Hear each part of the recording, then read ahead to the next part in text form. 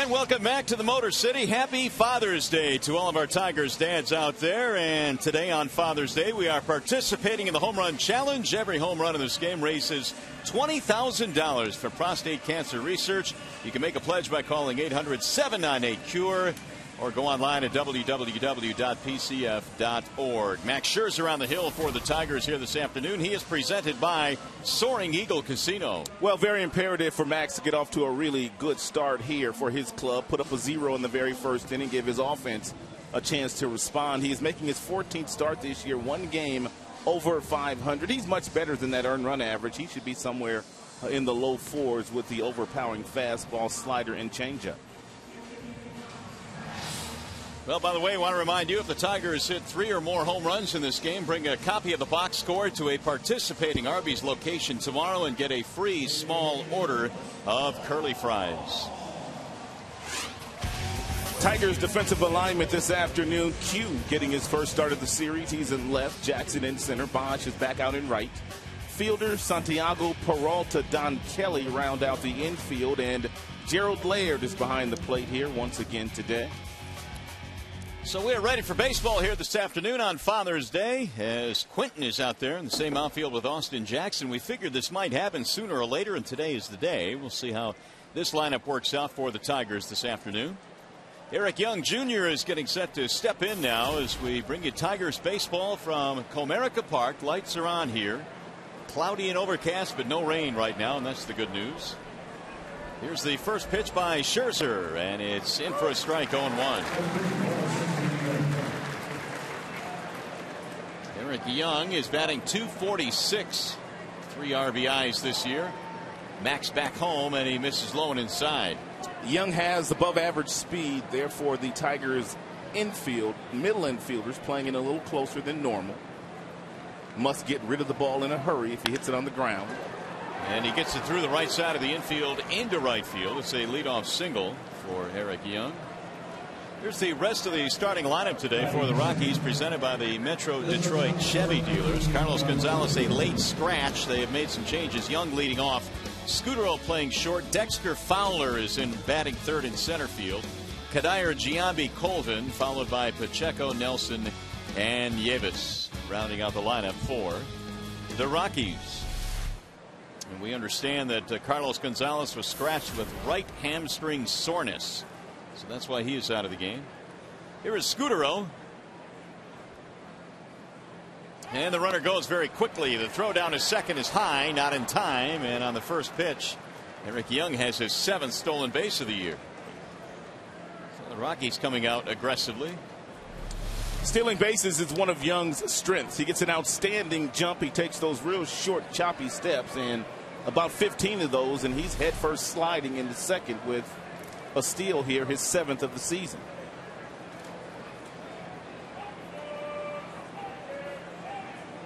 One ball and no strikes on Scudero, who has hit second in the lineup in every game in this series. And as you know by now, Troy Tulowitzki is out.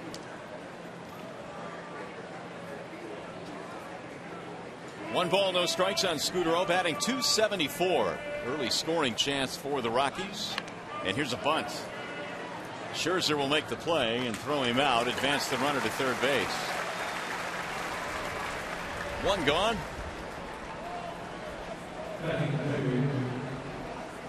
And bring up Dexter Fowler, who is not in the original starting lineup, but with the hamstring problem for Gonzalez, he is now batting third.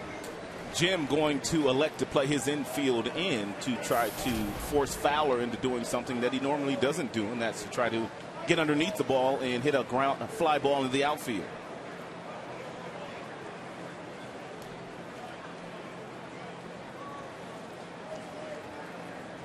Scherzer's first pitch is on the outer edge, a strike.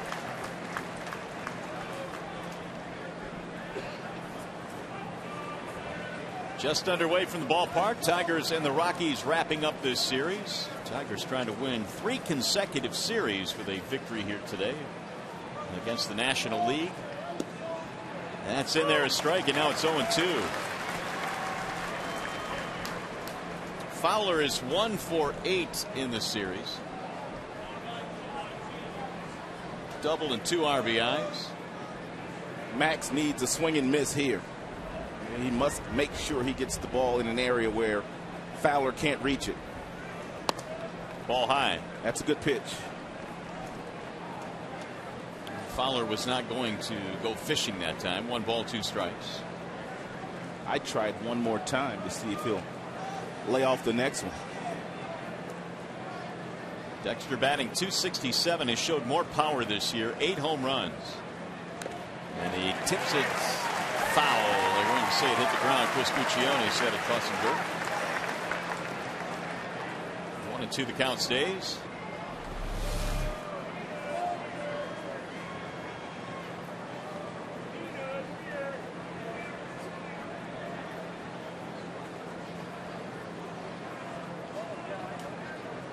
Gerald actually didn't catch it. And again the 1-2. Swing and a miss. This time Laird will throw down to first to complete the strikeout. Fowler is out of there, and the runner holds at third base. 2 gone.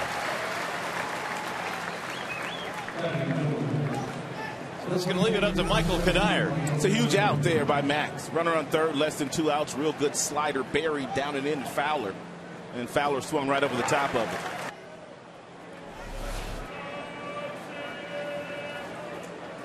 Chance now for Scherzer to get through this inning. Kadire batting .280. He's had a decent series, 3 for 10. He is homered. That came in game 1 in that ugly 8-run 10th inning that the Rockies put up, breaking a 4-4 tie. And Kadire hits a ground ball to short. Should get him out of the inning. Peralta's throw is in time, and the side retired. No runs, a hit. They strand a man at third. We go to the bottom of the first.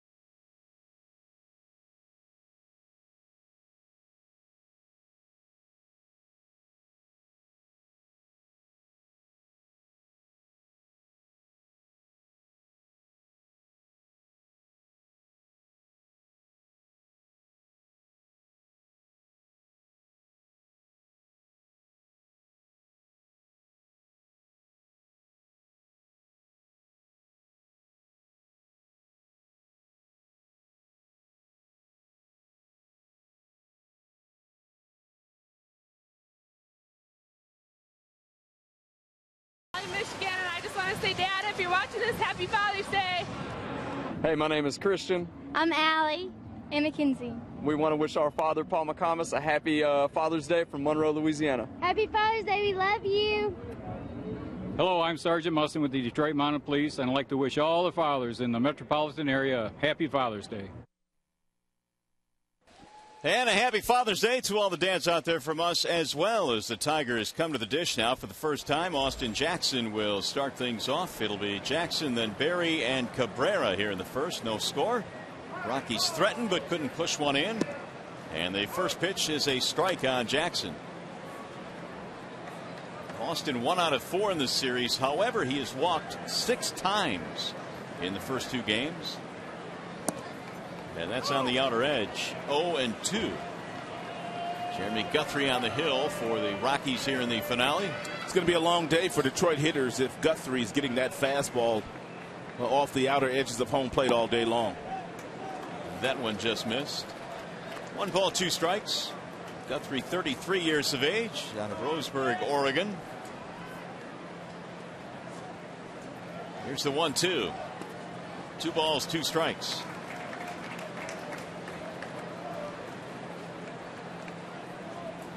Jackson at 321, having a marvelous season despite the time he spent on the disabled list. And he shoots that one foul back out of play. 2-2 the count. Jackson with 27 RBIs. He is also leading the team in walks with 27. And of course playing that special defense that he does as well every single night. That's pulled on the ground and right by Pacheco into left field. A base hit. Leadoff single for Austin Jackson. Rest of the Tigers starting lineup presented by Big Boy. And it looks like this. It'll be Quentin Berry following him in left field. Then Cabrera the DH today. Prince Fielder at first. Bosch in right. Terrell to the shortstop. And a bottom three featuring Santiago, Kelly, and Gerald Laird. Jeremy Guthrie is your starting pitcher, presented by Fox Volkswagen of Rochester Hills. Tigers know all about Guthrie making his 8th start against Detroit. Majority of those starts came while he was wearing a Baltimore Orioles uniform. Interesting dynamic to Jim Leland's lineup this afternoon. Quick cue batting second, which allows him to sacrifice Jackson in the scoring position, or he can allow Jackson to simply try to steal a base. Austin draws the throw. He has 6 steals this year, hasn't been caught. So between Jackson and Berry, 14 for 14 in the stolen base column this year. Quentin yesterday was not available. He just was not feeling very good. He walked into the locker room and did not look good. And so Jim Leland gave him the day off yesterday. He is in there today, though.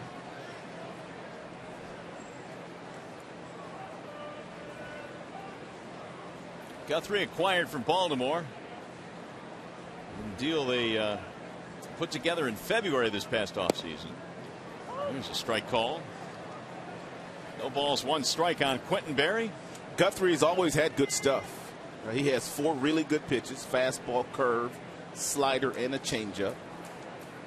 And quite puzzling to a lot of the scouts that have watched him over the years that he has not won a whole lot more games in his big league career. Jason Hamill went the other way in that deal with the Orioles. Yeah, Guthrie's numbers. He's a guy that throws a lot of innings, but maybe some of this has to do with the fact that he wasn't playing with very good teams, but his record well below 500. Also playing in the East, where the Yankees reside, also the Boston Red Sox, Tampa Bay Rays, Toronto Blue Jays have good hitting teams as well. 0-2 on Berry. Jackson leading off the first with a base hit.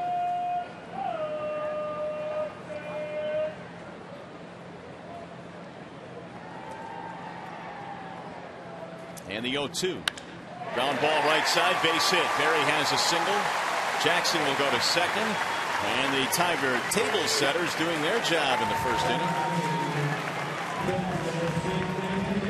Let's take a look at the Rockies defensive alignment. It is always presented by Tim Hortons. Fowler in center, Young in left, Kadire. He is in right. Colvin, Nelson, Scudero, Pacheco in the infield, and Will Nieves is behind the plate. That is textbook batting by Quentin Berry. Runner being held on, huge hole on the right side of the infield, and he was able to hit a base hit right between first and second. Now the big boys are set up as Cabrera stands in, the designated hitter today for Detroit. Missed inside as Guthrie comes way in. And you can see Nelson, the second baseman, playing double play depth, which opens up that hole for Quentin, and he was able to work his mastery.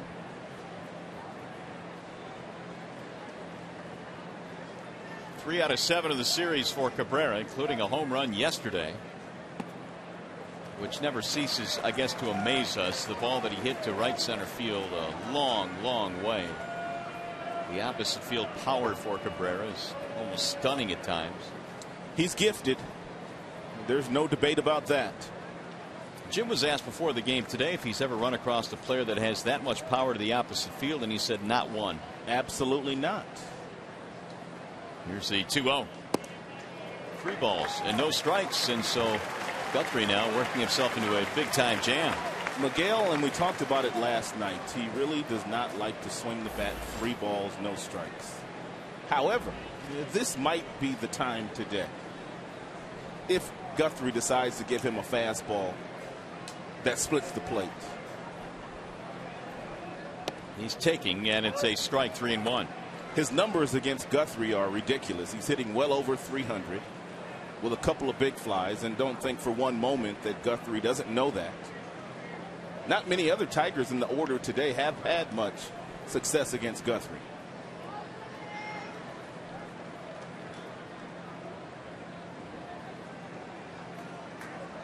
The 3-1 pitch hit back up the middle on the ground. Scudero flips to second one, and the relay plenty of time for the double play.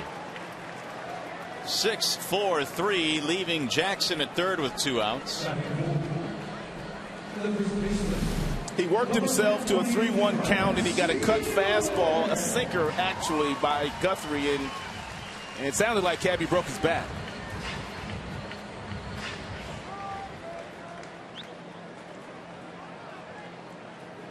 And Colvin at first base had to scoop that one out of the dirt, but did so with no problem. Here is Prince Fielder now with 2 outs. 313 this year for Prince, and he looks to strike 1. That was a situation for me, and I'm sure if Quentin continues to bat second when he's playing and Jackson's on first, or they're both on base, they might consider stealing there. Agreed. If they walk Cabrera, which they probably wouldn't do because you got Prince behind you. Oh, that one hit him. Fielder tried to get out of the way, couldn't do it. And so Prince will go to first base.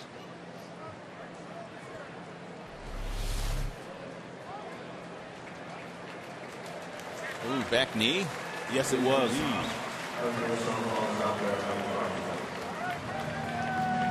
Looked like right there. Looked like a cutter or a slider. So Fielder slowly walks down to first. That'll keep the inning going now for Bosch. Running 244 with 7 home runs. However, in the series, he is 0 for 8 with 1 RBI. And he looks at ball 1. Each team with a scoring opportunity in the first. The Rockies got a single, a stolen base, a man to third, but failed to score him. And now the Tigers trying to provide a 2-out hit to get a run.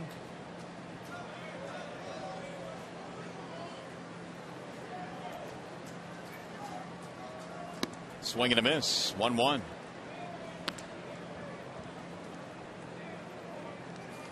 Two out runners in scoring position this year. Bosch at 296.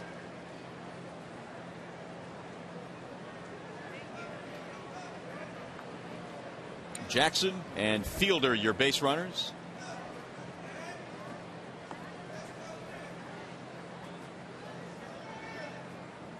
And the 1-1. Inside, spins him out of the box. 2 balls, 1 strike on Brendan Bosch. Guthrie has gone 3 straight years of at least 200 innings. So despite the fact that he hasn't won a lot of games, he has gone out there every 5th day and has given his manager a ton of innings.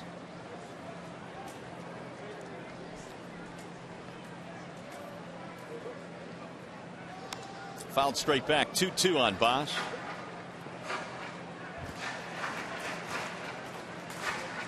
Former #1 pick of the Cleveland Indians. That was way back in 2002. Trying to wiggle out of this first inning jam. He's got Peralta waiting on deck.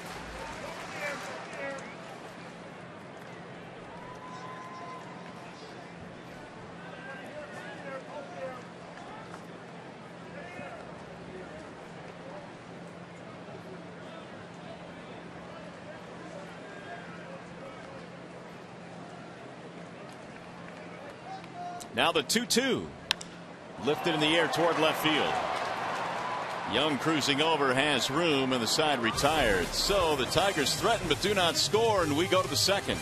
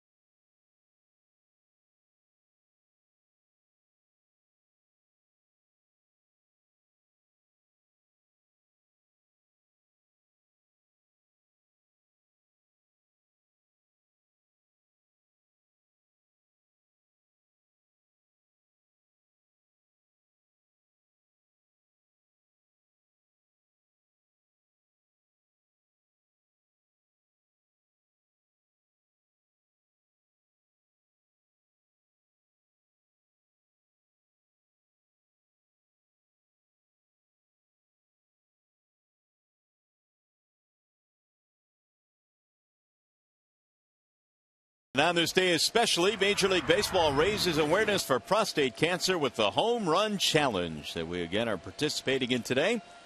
Hopefully the Tigers will be able to chip in with some long balls in this one as Scherzer goes back to work facing Jason Giambi here in the top of the second. A lot of the youngsters out here today celebrating Dad's Day with Dad. Fouled back 0-2. Giambi, Colvin, and Pacheco in the top of number 2. Jason Giambi batting .255 has gotten a chance to DH in this series, which Jim Tracy said is important because Giambi is going to have to help them in National League games off the bench. So he wanted to keep him sharp, get him as many at bats as he possibly can against American League teams. That's off the end of the bat foul. Jim has to make sure that when he does decide to use Giambi in National League games that he picks the right spots for him where the opposing managers can't counter by bringing in a left-handed pitcher. 4th season as the Rockies skipper. Dodgers, Pittsburgh, Colorado, the managerial stops for Jim Tracy.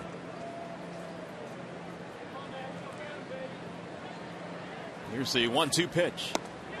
And he got him, strike 3. Giambi didn't like it, mutters as he walks back to the bench. Second strikeout for Scherzer. It's a fastball about belt buckle high and appeared to get the inside corner. Right on the edge at the very least. One gone for Tyler Colvin, seeing his first action in the series. A .289 batter.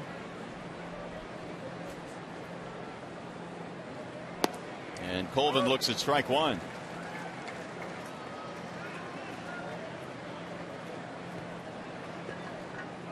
He was acquired from the Cubs, the Ian Stewart deal.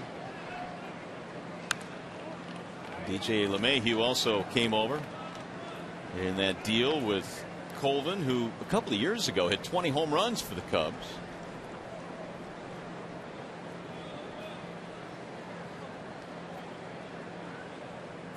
No balls, 2 strikes. Just got a piece of that one to stay alive, and that one drilled Gerald Laird. And Gerald right now trying to catch his breath. Here comes Kevin Rand.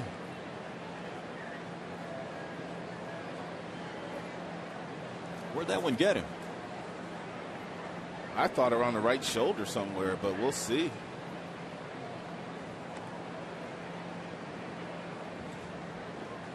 Jim leading them out there also to take a look. It hit the mask right on the jaw, and then it hit him in the shoulder. Bang, bang. Man. Tigers catcher's been getting banged up this year. I thought I heard an announcement earlier here today where they announced that Avila would be going down to Toledo to start a rehab assignment. He will indeed. A rehab stint beginning tomorrow. He was placed on the DL on the 6th, and Jacob Turner will be called up from Toledo, and he'll start on Thursday against St. Louis. Well, just a matter of time before they ran Turner up here. They were just waiting for him to pitch some good baseball, and apparently he's had 7 starts in Toledo where he's done well enough to get called up. Here's the 0-2. Little looper into center field. That's going to drop, base hit. Colvin is aboard with a 1-out single. By the way, this game is available in Pixel Perfect high definition on Fox Sports Detroit HD, sponsored by Xfinity from Comcast. And thank you to Pixel Perfect. Pixel Perfect, not picture, but Pixel Perfect. Pixel Perfect. I thought that was really creative. Cameron Scott tweeted that to me yesterday, so he's our first winner. Now, I had to push your word back a day. I hope you don't mind. Oh, no problem. Okay. No problem. We'll get your word tomorrow. There's a strike on Jordan Pacheco. Pacheco batting .297. He's had a couple of hits in the series.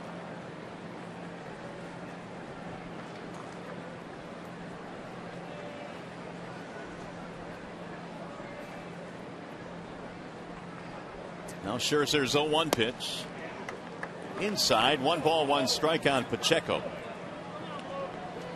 Played his college ball at New Mexico. He was tearing it up down at the AAA team in Colorado Springs, was hitting over 400. He can just hit. He has hit everywhere. He doesn't really fit the profile for a third baseman. Doesn't have a whole lot of power, but he's got some really good hand-eye coordination, good line drive stroke, puts the ball in play.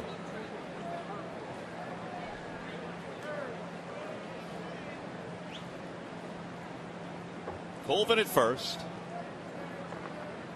And the 1-1. 2-1 on Pacheco. Max so far has gone 6 of 7 first pitch strikes. Gave up the single and the steal in the first inning, but the Rockies could not push that run across.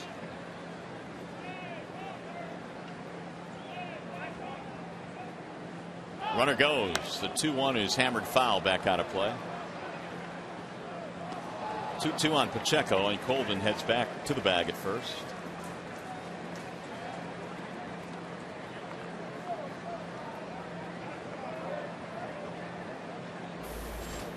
There's Nelson waiting on deck. Tigers have the Cards coming in next. We mentioned that Turner will get that start against St. Louis. Jacob Turner grew up in the St. Louis area and was a Cardinals fan, so I'm sure that'll be an exciting day for him. Another throw back.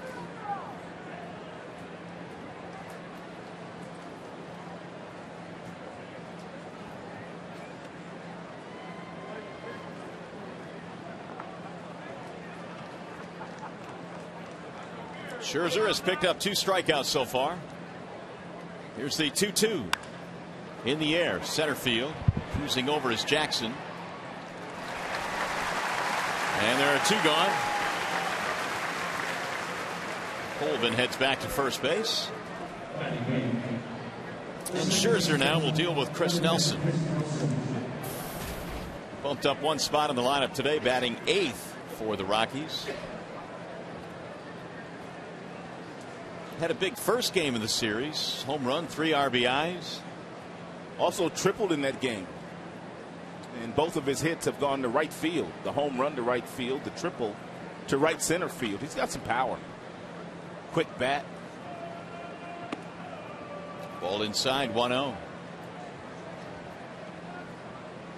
were talking yesterday about how Nelson played his high school ball in Decatur at the same high school that produced Brandon Phillips, and Phillips was there right before Nelson was and became somewhat of a mentor for him. In fact, Phillips got into professional baseball and would counsel Nelson on what life was like in pro ball as he entered that realm. Number 1 pick was Nelson.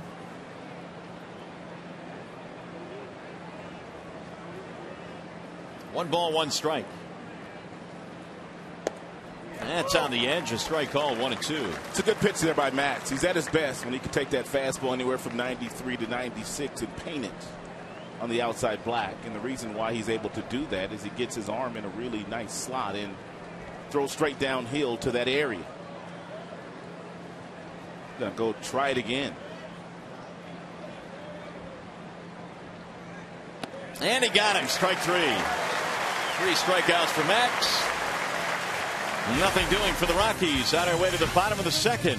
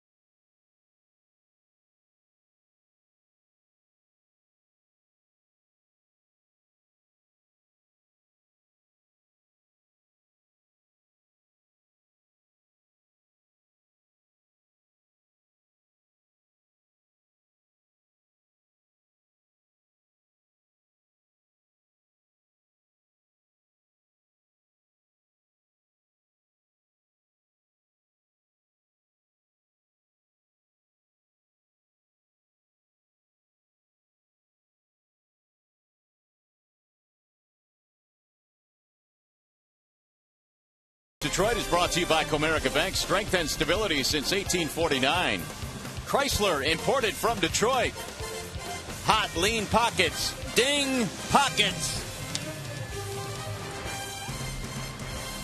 Yes, indeed. Happy Father's Day from the ballpark today. The Tigers and the Rockies getting together. How about spending Father's Day with your dad at work?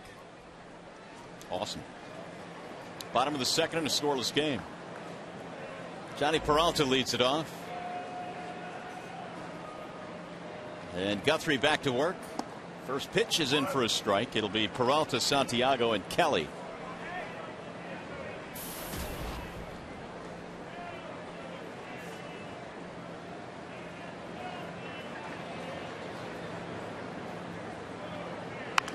Ground ball slowly back up the middle. Scutaro, who has fielded a ton of ground balls in this series. Seems like every inning he's getting one or two. He makes that play.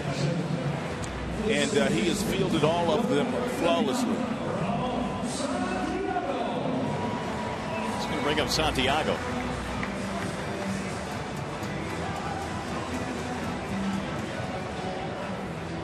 Santiago batting .218. May not be a bad opportunity to bunt for a base hit down toward third base. We told you the last couple of days that Pacheco, the third baseman, still learning that position. Ball 1 to Santiago. But not many Tigers have tested him in the series. I believe Gerald Laird, the only one that attempted a bunt down in that area last night. He's on the cut of the grass, and Case instead it's driven to center field where Dexter Fowler is under it. And 2 quick outs. Dexter Fowler thought he was going to have the afternoon off, but with Carlos Gonzalez, their very talented left fielder, scratched at the beginning of this game. Fowler resumed his regular duties in center field, and Young was bumped to left field. Here's Don Kelly.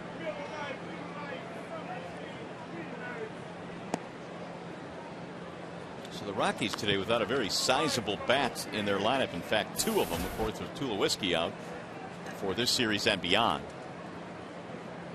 Kelly getting a chance to play third base today.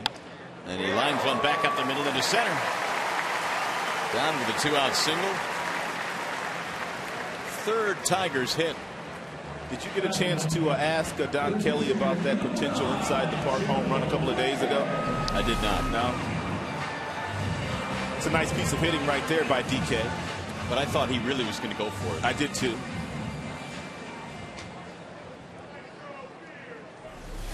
Kelly giving Cabrera a day off defensively, at least, getting the start at third base. Now Laird digs in.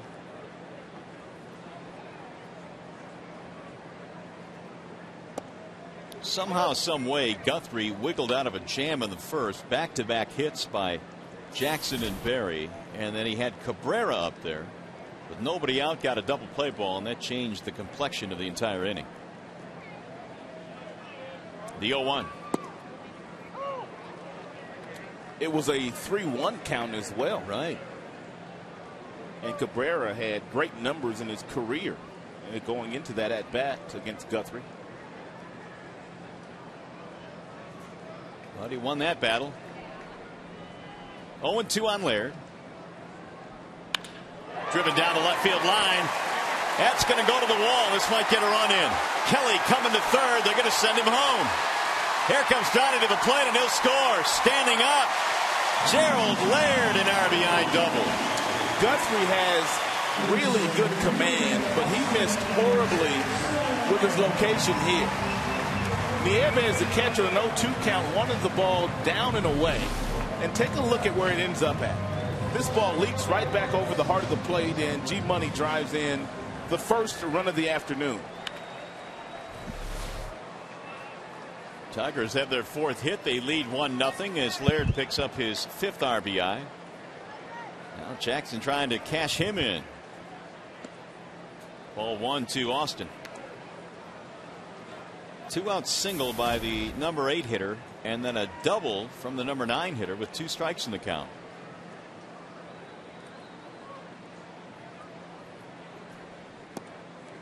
That's in there. 1 ball, 1 strike. Jackson had a single in the first inning.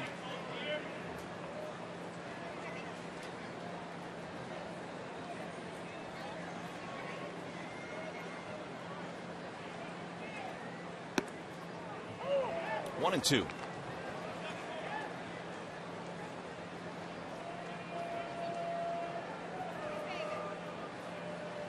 Austin at 325 in the batting average category.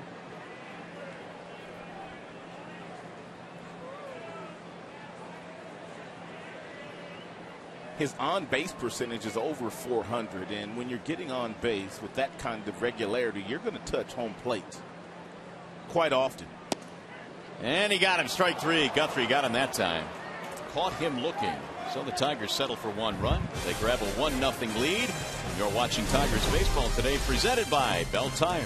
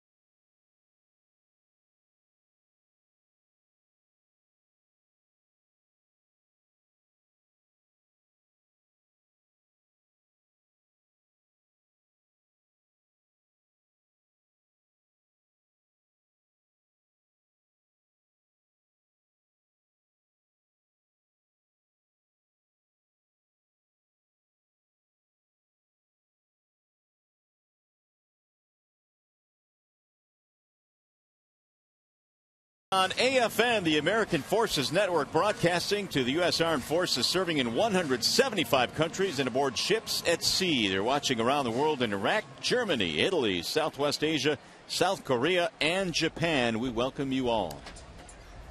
And we thank you on this Father's Day for your service as well. Happy Father's Day indeed to all of our Tigers dads tuning in here this afternoon. Tigers have a 1-0 lead as Scherzer goes back to the hill. Will Nieves will lead it off, then Eric Young and Marco Scutero. Through the first 2 innings this afternoon, Max has commanded his fastball nicely. And the majority of the pitches that he has thrown of the 30 have been strikes, 22 to be exact. And that's always a good sign for Max early in the game. Chopper hit to third right at Don Kelly. One gone. Davis is out. They'll bring up Eric Young. And Scherzer was 4-0 with 51 strikeouts in 6 starts in the month of May. And that included that 15 strikeout performance against the Pittsburgh Pirates. Tigers have some pitchers on their staff that have really done well in the month of May in their careers. Well, Verlander, you would expect him to do well every month, but the month of May usually a good month for Porcello too. Eric Young Jr. hits the first pitch in the air to center. He can't make no money up there. Jackson. Round number 2. Back to the studio we go for a game break. Here's Ryan Field.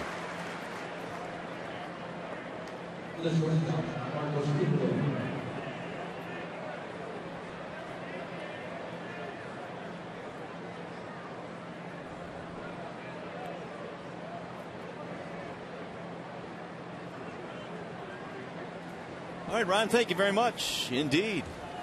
With 2 outs here as we play in the third. Scherzer missing outside to Marco Scudero. That young man, Jason Kipnis, the second baseman of the Cleveland Indians, he's been balling this year. Yeah, he really has had a tremendous season for them. And the Indians, based partly on his season, just a game and a half out in the Central. Not flashy by any stretch of the imagination, but he's a good baseball player. Now the 1-1. 2 balls, 1 strike. Tigers checked in today, 4 back. Cleveland a game and a half back. Chicago in first place. Here's the 2-1 from Scherzer. And there is strike. That's a good pitch. Fastball count. To have the ability to throw that breaking ball up there, and Scudero couldn't pull the trigger. Looks like both of these pitchers today taking advantage of the generous outside part of the plate by home plate umpire Chris Guccione. It seems that way.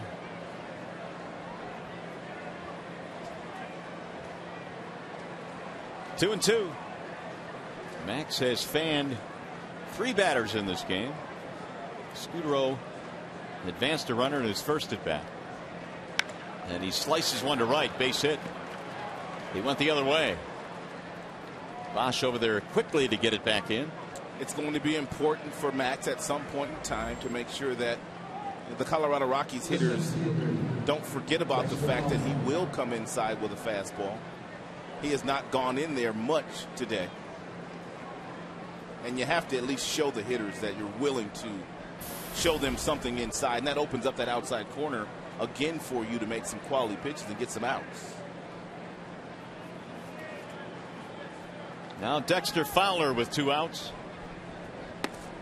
Strike 1 again from Scherzer.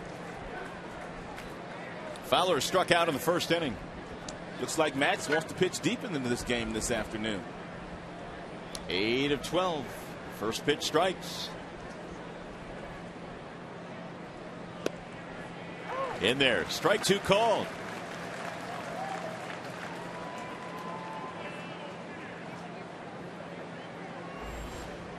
.40 pitches now for Scherzer. 30 of them strikes, only 10 balls.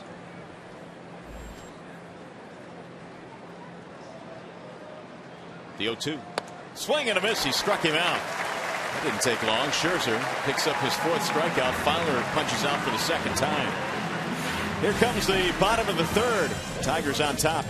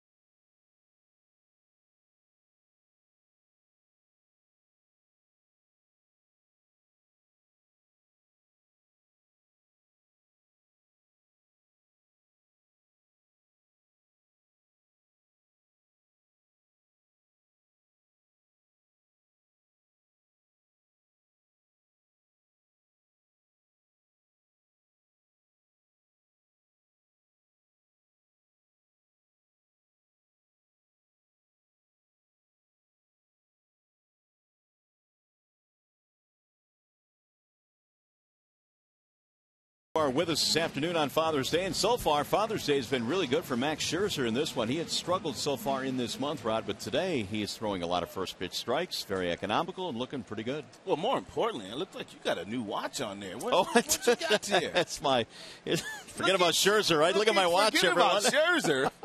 That's nice. It's my Father's Day gift from my kids, so thank you. That's wonderful. But he has been very good today. There's no doubt about that. When Max is at his best, he's able to take that fastball and bury it down and away to the right-handers. We talked about that. He gets a good balanced arm slot with a breaking ball, and so far he's been tremendous today. And Gerald Laird coming up with a 2-out hit, or a 2-strike hit, I should say, and that gave the Tigers the 1-0 lead. So far it is held up. There's a popped-up bunt that's going to drop in foul territory. Berry got a break there. Thank you very much. Just some miscommunication here between Nieves and also Guthrie. But there's no doubt this ball's got to be caught. Guthrie's calling it all the way, but he just didn't continue to run toward the ball. And they're charging it with an error. He just stopped. So we'll see if Berry can take advantage of that. 0-2 is the count on Quinton, who had a single back in the first. And now Guthrie's 0-2. Sliced over the glove of the shortstop, Scudero. Quinton is 2 for 2. Slight bobble and left, and Berry thought about it, but he'll head back.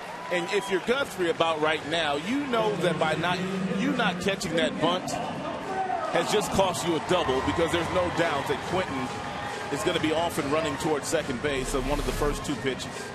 He has that kind of speed. So everybody in the ballpark knows he's going to run, and he still runs, and he's usually successful.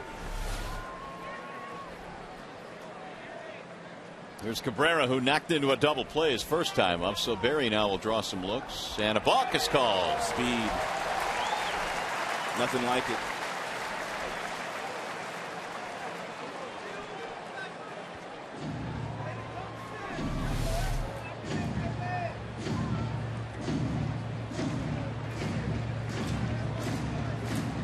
Immediately, Chris Cuccione called the balk. He didn't even turn.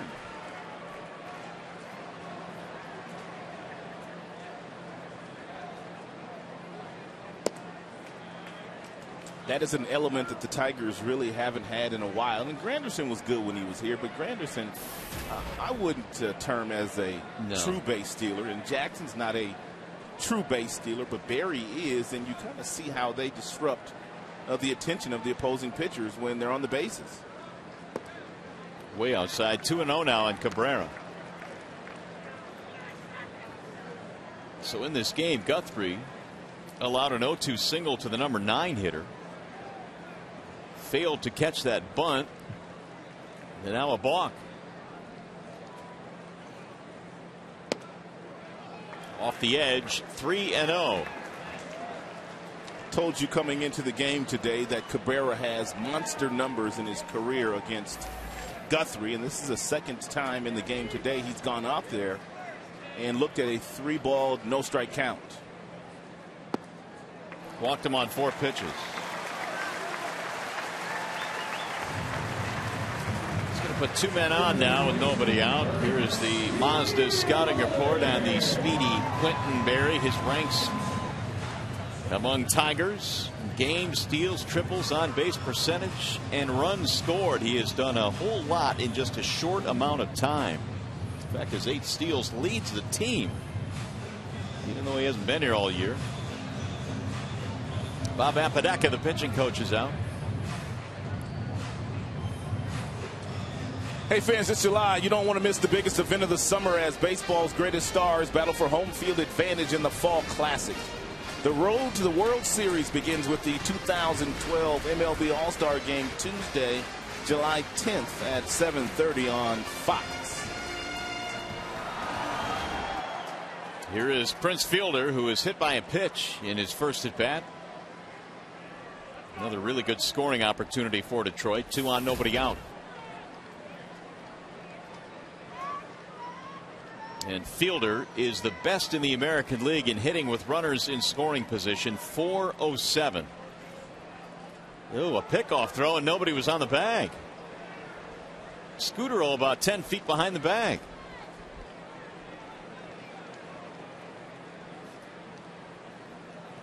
That was different.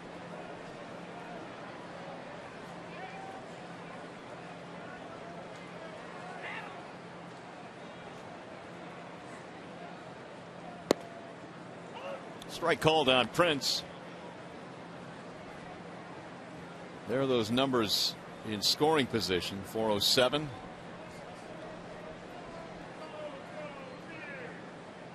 Scudero playing directly behind Quentin Berry, who is the base runner at second base.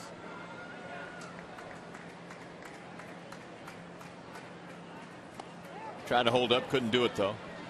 Playing there for a couple of reasons. One, he can keep Quentin close so he can't steal third, and also it allows them to play Prince the way that they'd like to play him. He's a pull hitter when he hits the ball on the ground in the infield.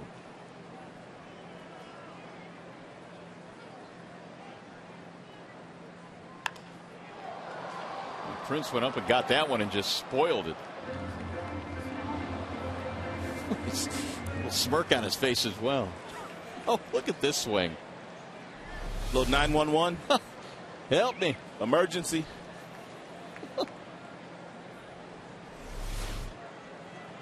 Oh, and 2.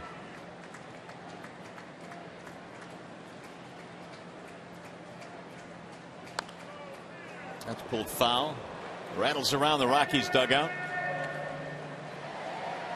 Fielder 43 RBIs now, 10 behind the team leader Miguel Cabrera, who has 53.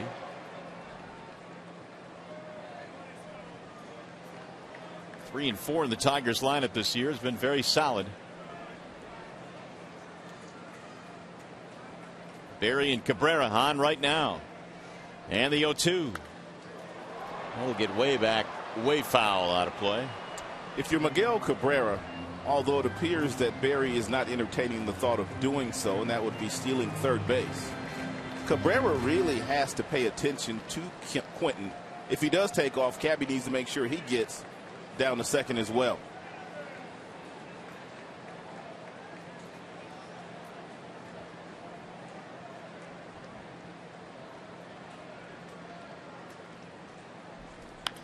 And another foul back out of play. So Fielder continues to spoil pitch after pitch. Something else that Cabrera should be considering as well. Colvin, the first baseman, playing about 10-12 steps behind him, which means Cabrera could get a little bit bigger lead. He can get a better secondary lead. And if Prince hits the ball on the ground, maybe he can disrupt the timing of one of the middle infielders and they can't turn a double play. Prince has hit into 11 of those this year.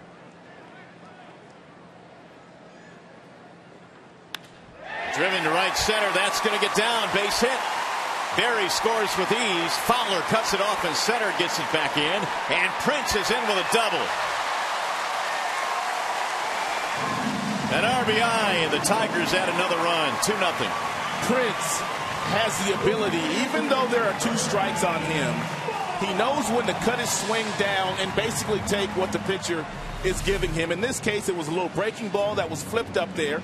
He flipped it into center field, and he was thinking about challenging Fowler from the time he left that batter's box, and he was able to get himself into scoring position.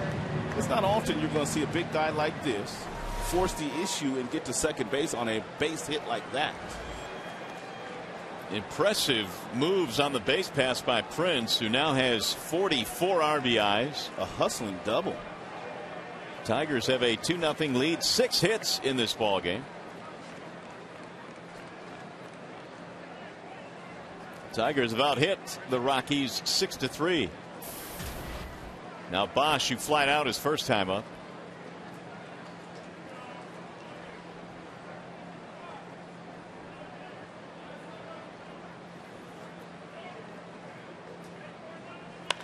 Ground ball, foul ball. Tim Cheetah right on it. Did a little leaping act down there and then signaled foul. It's the right idea by Bosch. You have runners on second and third and there are nobody out. You'll take a ground ball to the right side of the infield to score Miguel, and that will get Prince over to third base with just 1 out. So if you're Brennan, you have to be concentrating on hitting something in that direction.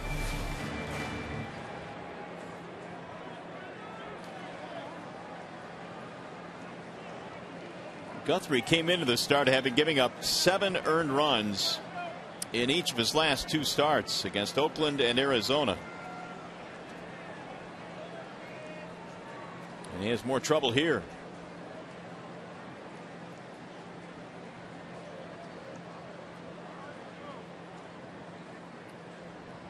Swing and a miss. Bosch right at the letters one after 1 0-2.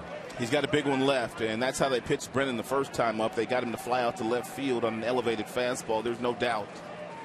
They feel like that might be one of his weaknesses, and they might try the same exact thing.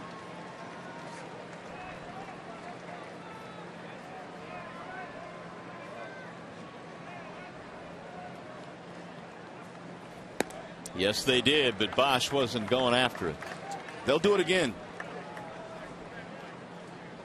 1-2. Bosch now is 0 for 9 in the series.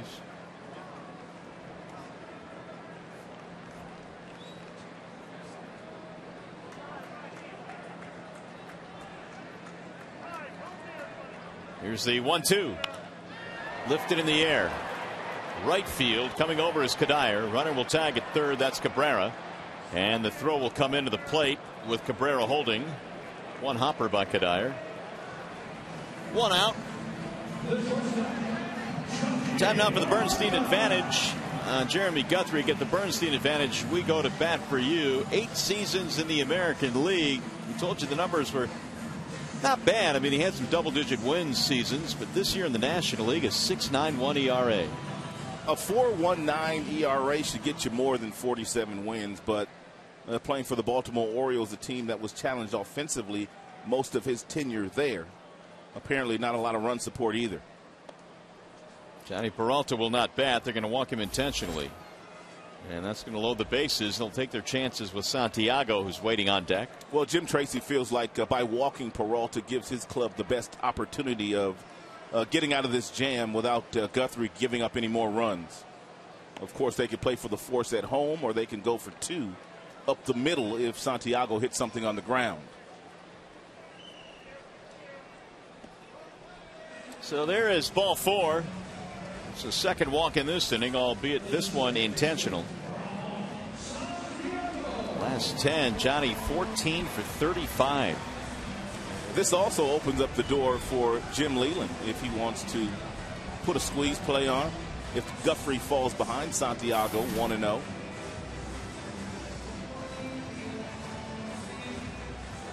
Ramon in this game fly to center field back in the second. I think Jim has put 1 squeeze play on this year.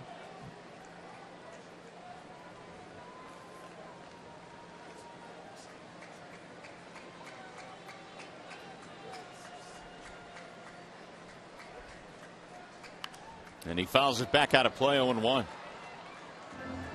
Tigers got a run in the second, 1 more here in the third, but they're batting with the bases loaded. And who's on base, you ask? Well, it's Cabrera, it's Fielder, and it's Peralta.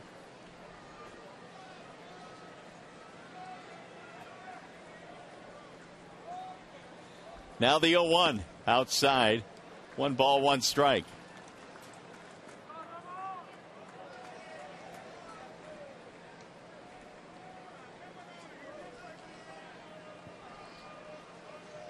Guthrie now is about to throw his 60th pitch. The 1-1 is high. 2 balls, 1 strike. Inning started with a base hit by Berry. He was balked to second base. Cabrera walked, double by Fielder. Kelly waiting on deck.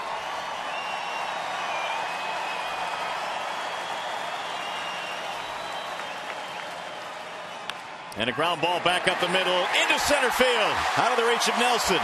Cabrera scores. Here comes the Prince. He'll score. And Santiago gets it done. A 2-run single.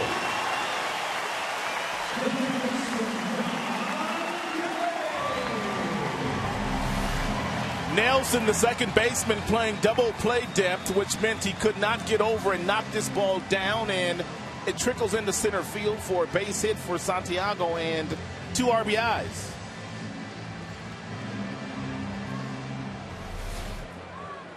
4-0 in favor of the Tigers. Santiago now with 15 driven in. This inning started with a play that Guthrie should have made himself on a ball that Quentin popped up in the air attempting to bunt. Yeah, that would have really set the tone for the inning. It would have been 1 out, nobody on. And then after Barry reach, he balked him to second. Still only 1 out. And Kelly fouls one away. 1 ball, 1 strike.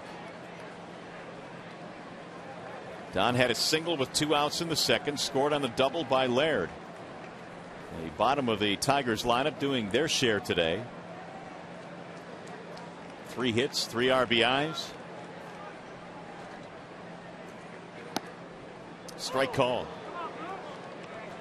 1-2.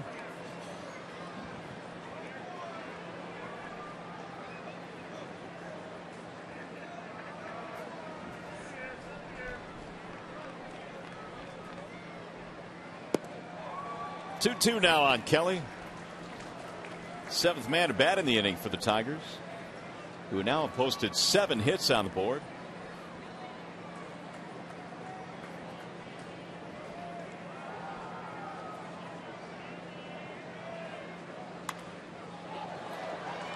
Guthrie, of course, has seen the Tigers quite a bit in his American League days. 3-2 overall with a 3.91 earned run average versus the Tigers over the years, but they've gotten him for 4 early runs in this one. The 33-year-old out of Oregon. He brings home the 2-2. Swing and a miss. Kelly is out on strikes. Second strikeout now for Guthrie. Here comes Gerald Laird.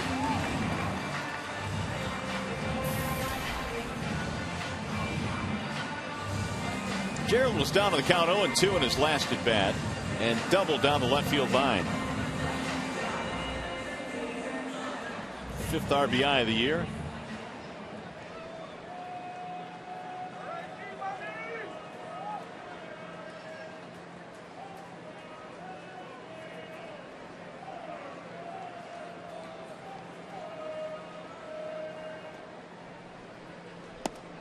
If you missed the announcement earlier, the Tigers telling us that Alex Avila will be sent to Toledo to begin an injury rehab tomorrow.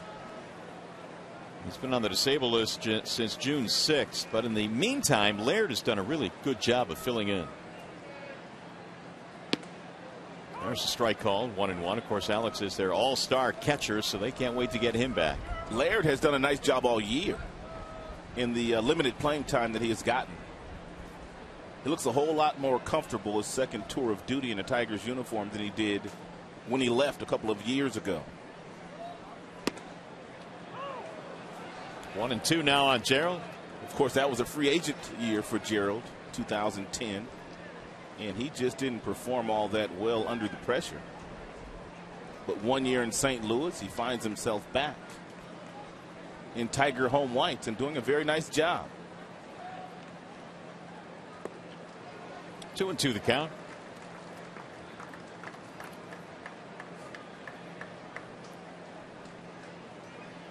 Guthrie up to 71 pitches now, and we're only in the 3rd. Check at 70 pitches.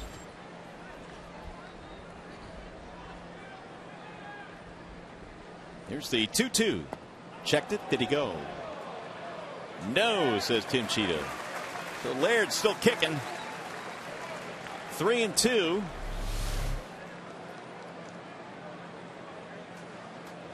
Generous call there by Tim Cheetah.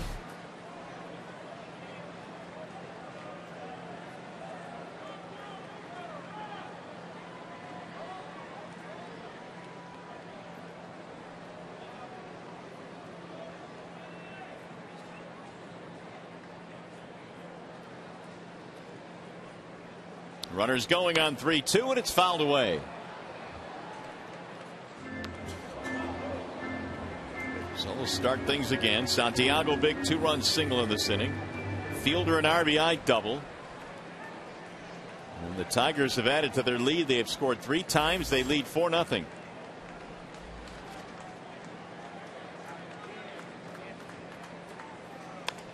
Little chopper back up the middle. Scudero on the charge. And safe at first base. Laird beat it out. And they're loaded up. We all know by now Gerald can run a little bit, and he beat that infield hit out. If Scudero could do it all over again, he probably would charge this ball a little bit more aggressively. He lays back on it, and that allows Laird to beat it out.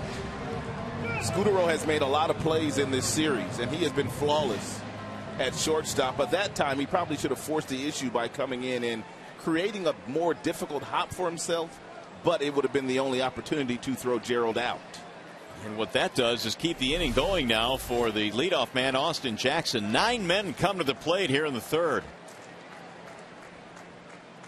And Jackson looks at strike one. Single and a strikeout for Austin.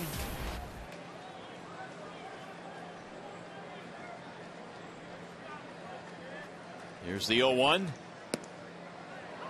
Make it 0-2, so he's quickly ahead of the Tigers leadoff man. It's nothing really you can do with this pitch, but Chris Guccione has been real consistent in giving this pitch to Guthrie today. Can't do anything about it. Going back out there again. And now you're forced into swinging at it.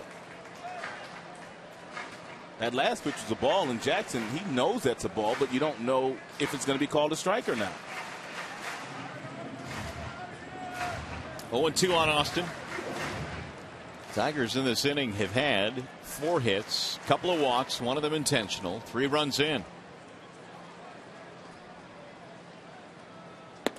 Ball high, 1-2. As we speak, Jackson's on base percentage is .417. A lot of that has been helped out by the fact that he's walked 27 times already. Scored 34 runs this year. Ground ball to short. Scudero has this one, and he'll get the force at second to end the inning. Good inning for the Tigers, though. They scored 3 times. They expand the lead. It's now 4-0 in favor of Detroit.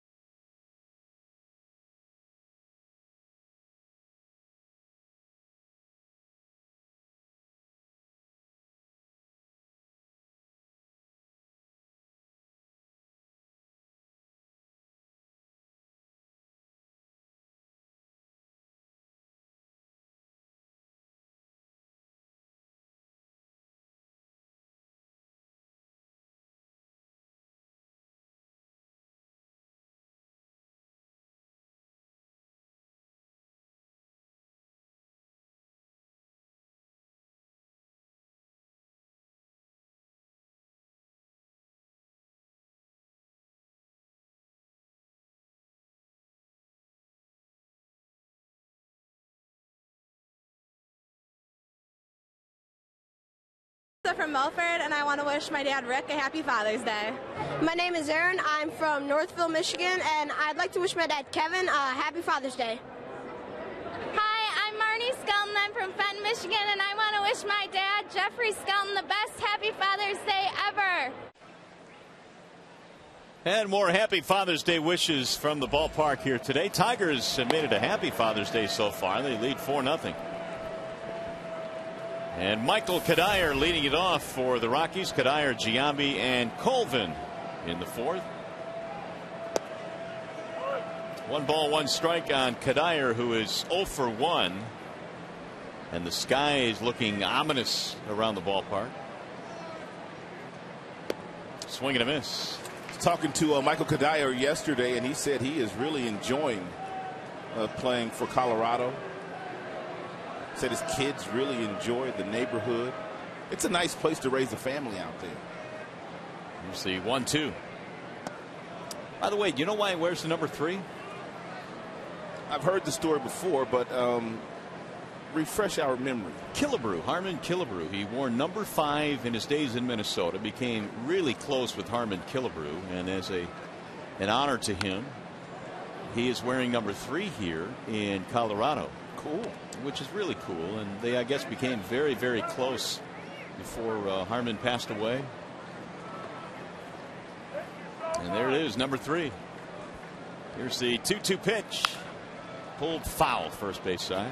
I'm sure there will be a time where there are some kids that will wear number 5 and number 3 in honor of Kadire. He's been that kind of pro. True professional in every sense of the word. There's the 2-2 again. Well, Kadire, after his last season with Minnesota, was actually looking for a job. The Twins were after Willingham. They got Willingham, and he had Jason Giambi and Troy Tulowitzki give him a call saying, you need to come to Colorado. It's a great place to play. And Kadire ended up signing a 3-year free agent contract with them. He's giving Scherzer fits right now, fouling off pitch after pitch. There's Giambi waiting on deck. He helped recruit Kadire to Denver.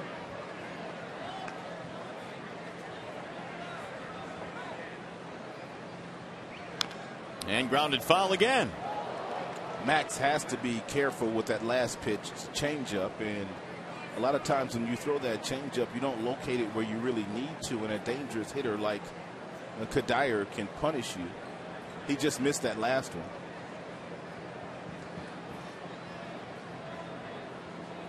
Swing and a miss, and he finally takes care of him with a fastball at 95 up and around the letters.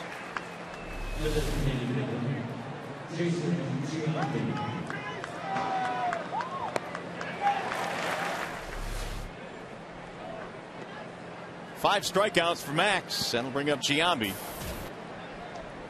The lights really taking their effect now as it becomes darker here at the ballpark. A little rain here as well. I can smell it.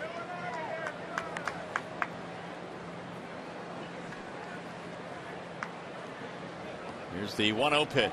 Swing and a miss. 1-1. What does rain smell like? Take a sniff.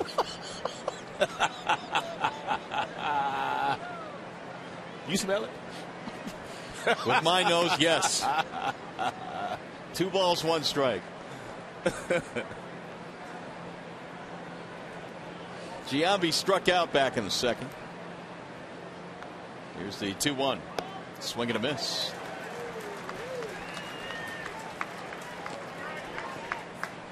Giambi shaking his head after that last swing. MVP back in the 2000 campaign in his days with the Oakland Athletics, and the grounds crew is right behind the tarp. Swing and a miss. Scherzer another strikeout. That's 3 in a row now, and 6 for the game. Max has that overpowering fastball going here today. Able to throw some fastballs right by some of these Colorado Rockies hitters in the mid-90s.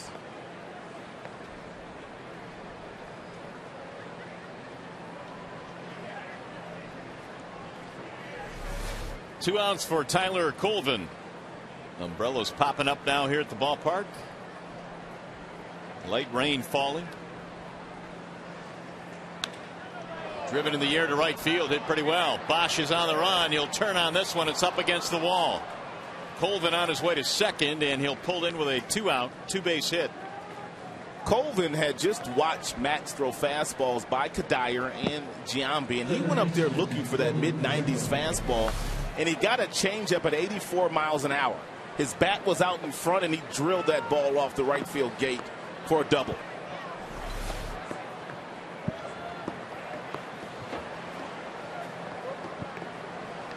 Rain a little bit heavier now, and the fans begin to scurry as Jordan Pacheco stands in.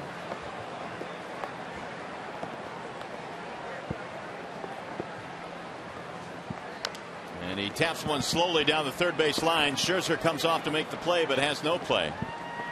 It'll be an infield hit.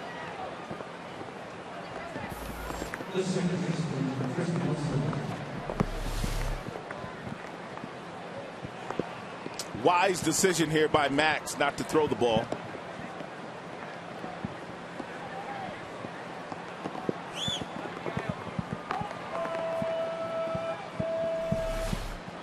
So Scherzer, after striking out the first two hitters, gives up a double and an infield hit. And now the grounds crew will be summoned by Tim Cheetah.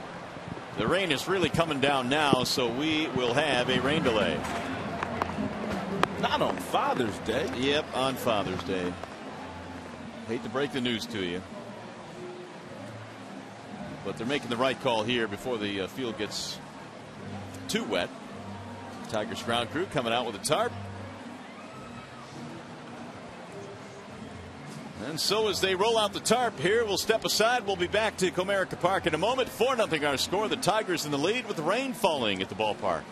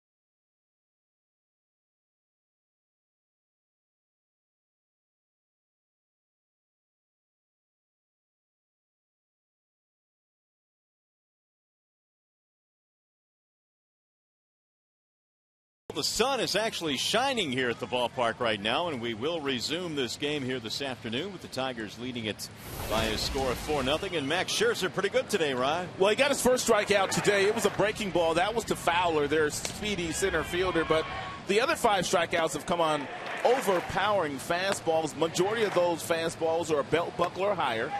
He has noticed that he's been able to throw those balls right by some of these Colorado Rockies hitters. We'll see what he does the remainder of this contest. 58 total pitches for Max, 44 of them strikes, so he's been very efficient here this afternoon. He will resume play here with runners at first and third. Max is usually not as efficient as he is with his balls and strike throwing, but real good today. Chris Nelson will be the batter, first and third with 2 outs. Scherzer struck out Kadire and Giambi, then a Colvin double and an infield hit by Pacheco. Guillermo Moscoso warming up in the pen, so looks like he'll be coming in for Colorado. So Scherzer ready to go back to work. Nelson a strikeout victim back in the second. Tigers have 4 runs, 8 hits, and the Rockies no runs on 5 hits. And the first pitch from Max way outside, 1-0. Rain fell at 2:23 this afternoon. At least that's when the tarp was pulled on the field, and we resume play at 3:16. Throw back to first, and the runner back in there, Pacheco. About a 53-minute rain delay, which obviously is not too bad. Jim didn't have to make a decision as to whether he would call on Max again or simply go to someone else. Here's the 1-0, and it's a ground ball to short. Should get him out of the inning. Peralta gets the force, and the side retired. No runs, 2 hits, 2 men left. We go to the bottom of the 4th.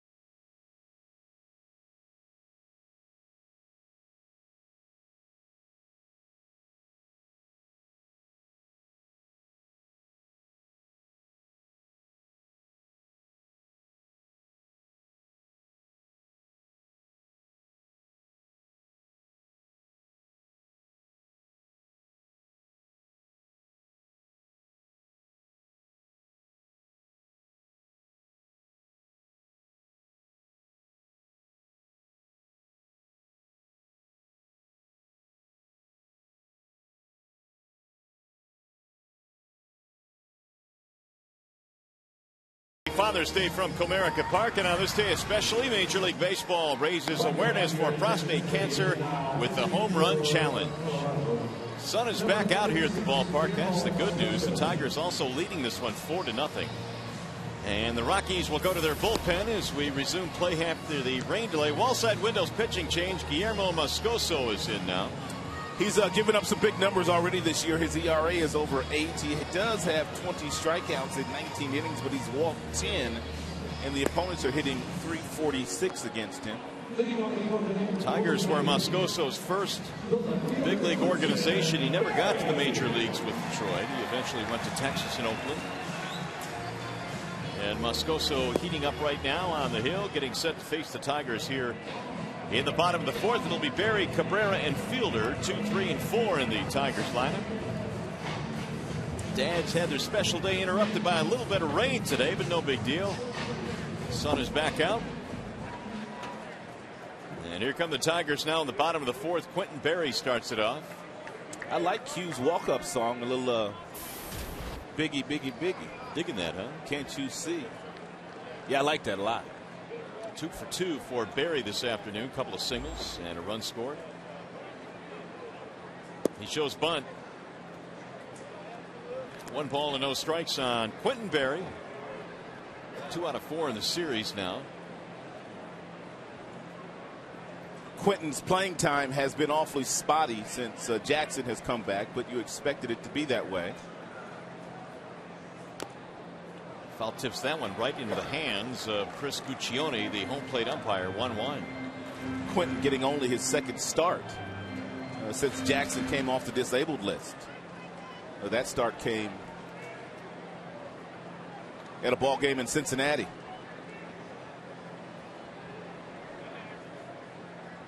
And the 1-1. Driven toward right field on a line. That's going to get down. Another hit for Berry. He is 3 for 3 this afternoon. Leadoff man on. We remind you that as you enjoy a cold one, to look forward to Miller time later in today's game. Brought to you by Miller Lite.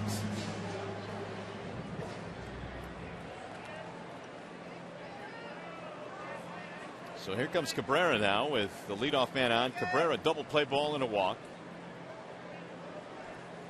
And the Tigers have just picked up their 9th hit, 3 of them by Quentin Berry.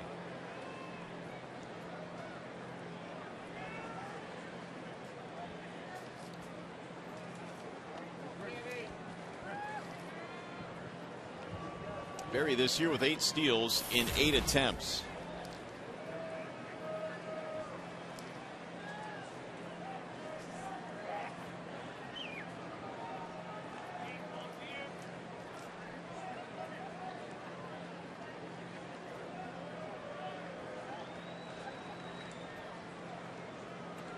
I was talking to Quentin Berry about a week ago, and we were talking about stolen bases, and I asked him who was the most influential in helping him get accredited to stealing bags in the minor leagues, and of course now he's doing it in the majors, and he said Davey Lopes.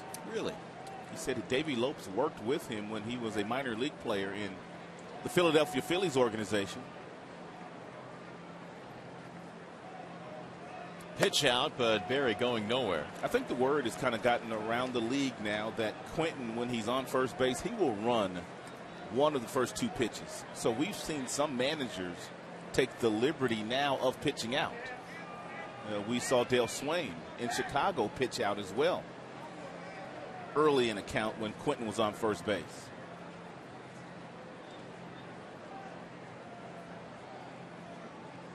And there goes the runner. Got a good jump. Throw is not in time. Stolen base, and Berry is 9 for 9. His first step is absolutely lethal. There are a few guys in the major leagues that when they take their first step, they're basically running full speed.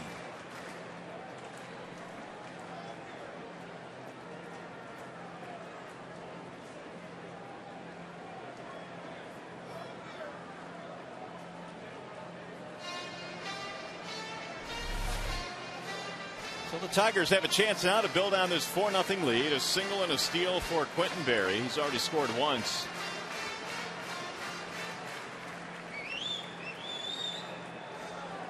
Cabrera trying to knock him in ahead of the count. 2 balls, no strikes. Broke his bat. Foul ground, first base side. Colvin will run out of room.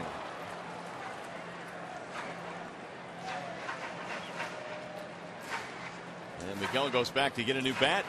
2 balls, 1 strike to count.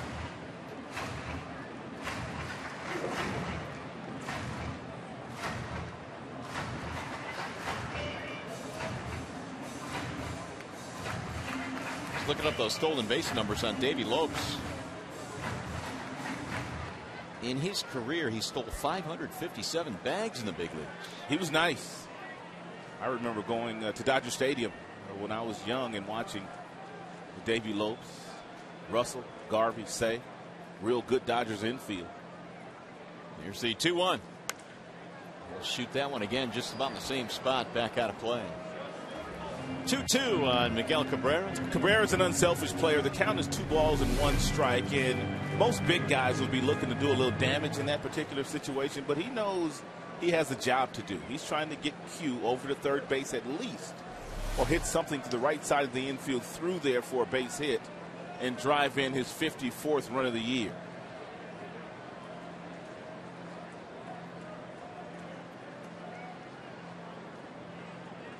And the 2-2 fought that one off. Fielder will be next. Tigers got 1 in the second, 3 in the third. They lead 4-0. They've out-hit the Rockies today, 9-5. And a chance to win 2 out of 3. The Tigers really have not held serve at home this year. They are 14-17 on the home field.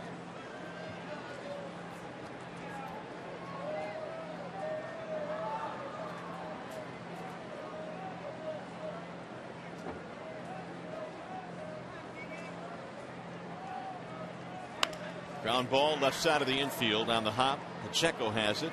Berry trying to get to third, and he will, diving in there.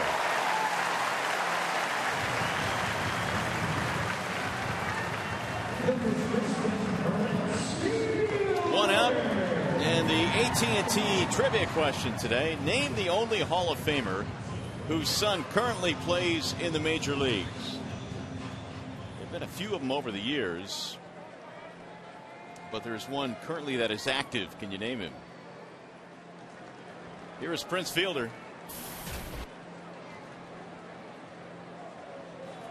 Fielder doubled in a run in the third inning.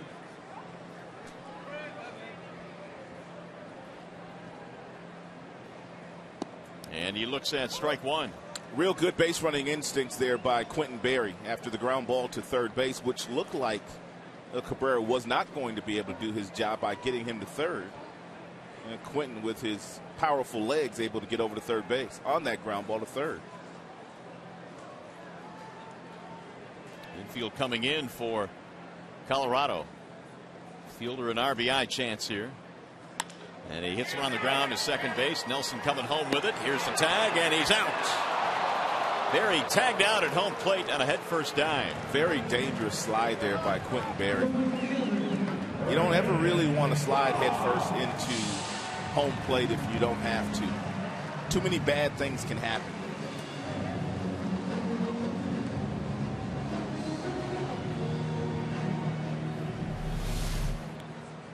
Go feet first. I mean, the catcher can simply bury you with that equipment he has on.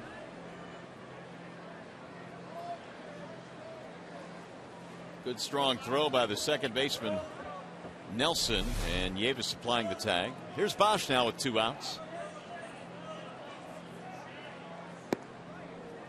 0-1 on Brennan, who is 0 for 2. Couple of fly balls, 1 to left, 1 to right.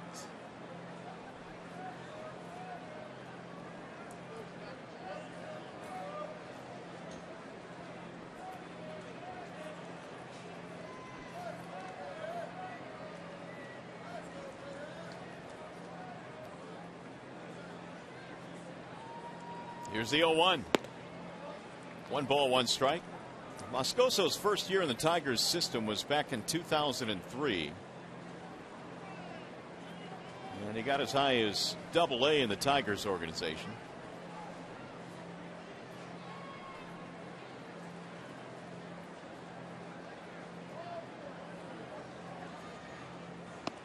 Another swing and a miss by Bosch. 1 ball, 2 strikes.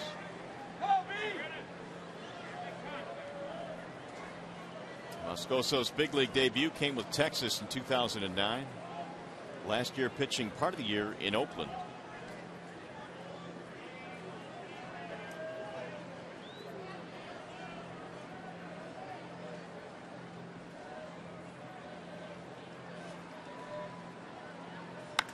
And a drive to left field.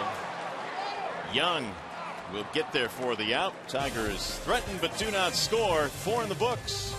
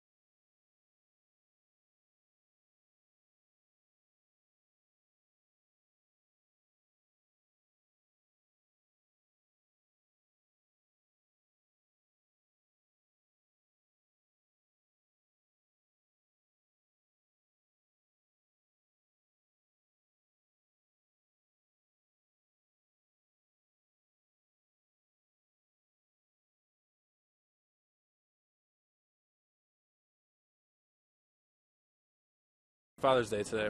Happy Father's Day to all the fathers, and especially to my dad that is down in the Dominican Republic. Happy Father's Day, Dad. Feliz Día de los Padres. And happy Father's Day from us to you as well. The Tigers on top in this one, 4-0 as we go to the 5th inning. Max Scherzer back to the hill, and he will face Will Nieves, Eric Young, and Marco Scutaro. Tigers 4 runs, 9 hits today. First pitch fouled back out of play, 0-1 on Will Nieves. He bounced out his first time up, 0 for 1. 318 batting average for Nieves. He was called up May 25th. He was hitting just about 300 down at Colorado Springs, their AAA affiliate. Here's the 0-1 pitch. 0-2. Max has struck out 6 already in this game. Max has all 3 of his pitches working very well for him this afternoon. The fastball has been explosive in the mid-90s. 6 strikeouts.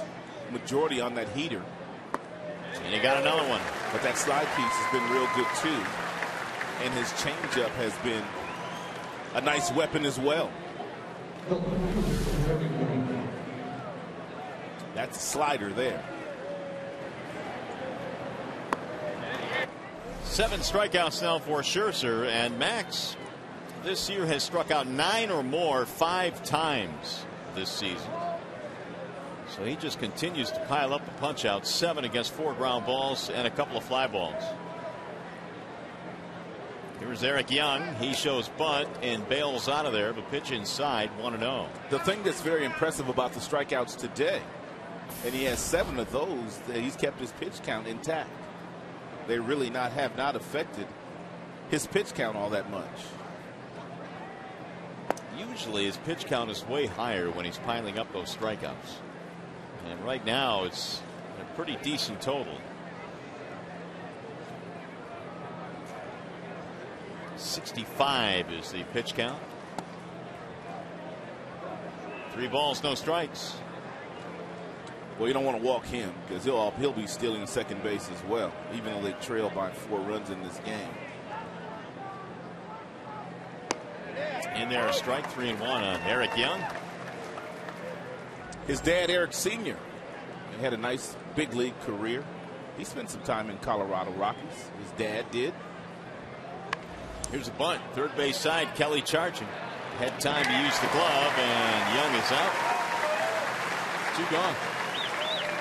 Wasn't he one of the original Rockies? I think he was there when those Blake Street Bombers were there. We were talking about them a couple of days ago. This bunt right here is too hard for Junior, even though he has good speed. Don Kelly was anticipating the bunt, and as you mentioned, still had time to come in, use the glove, transfer to the throwing hand, and get the out. So Scherzer clipping along here. 2 gone in the 5th inning. Marco Scutaro has a sacrifice and a single in this game.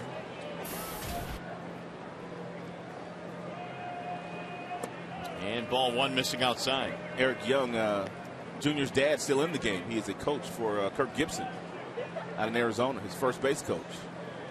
Handles the base runners. 1-0. Right back up the middle into center. That's a base hit for Scutaro, his 2nd hit in this game. The senior was indeed on that first team in Colorado in 1993 out in Denver. They're playing at Mile High Stadium at that time. Dexter Fowler has struck out twice. He's had no luck against Scherzer in this game. Again, he was a late addition to the lineup. Carlos Gonzalez was a late scratch. He struck Fowler out his first time up with a slider. It was a good slider. It was down and in. And his 2nd strikeout, he threw a fastball right by him.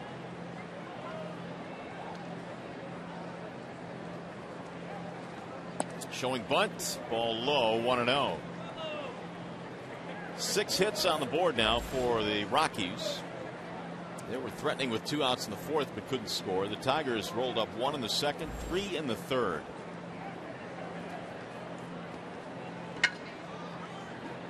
The 1-0. Chopped foul at home plate. Fowler was headed to the University of Miami to play baseball. In fact, Harvard also recruited him to play basketball. But in the end, he signed with the Rockies. Power numbers up this year, 8 long balls. Must be a smart kid if Harvard is calling. And he shoots that one back out of play. 1 ball and 2 strikes. They don't just let anybody in those schools, do they? No, they don't. The academic standards there are pretty stiff.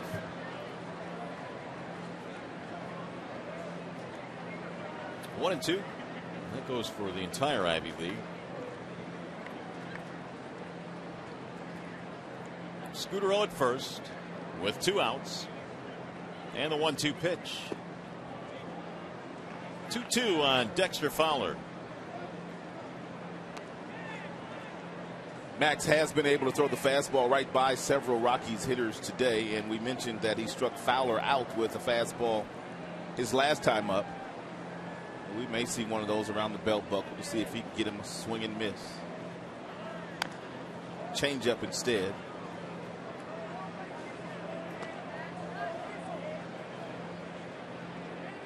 Scherzer is in search of his 6th win of the year. Came in at 5-4.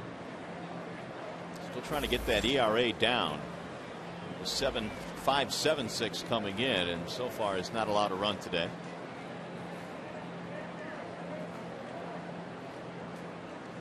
And the 2-2.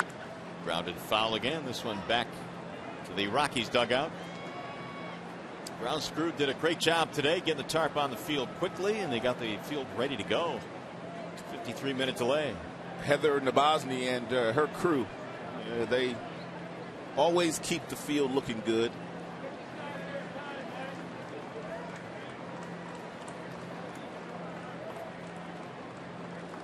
Swing and a miss. It's been a tough day for Dexter Fowler. He fans for the 3rd time.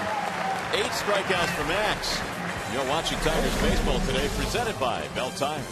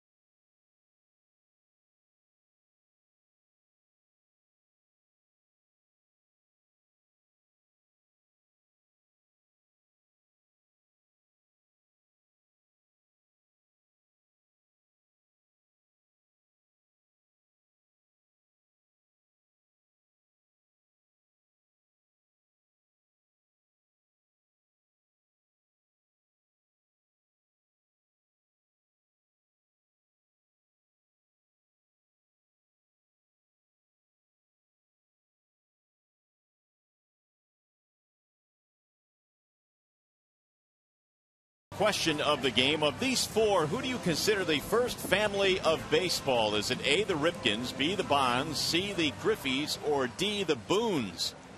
And we'd like your opinion. To enter your vote, text ACE, then a space, and the letter answer to 37338. Some good choices today. Let us know what you think.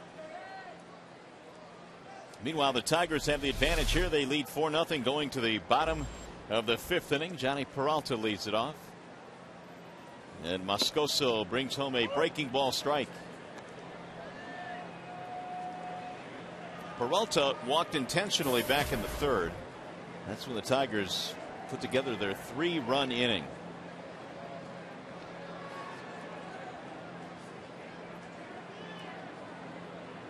Here's the 0-1.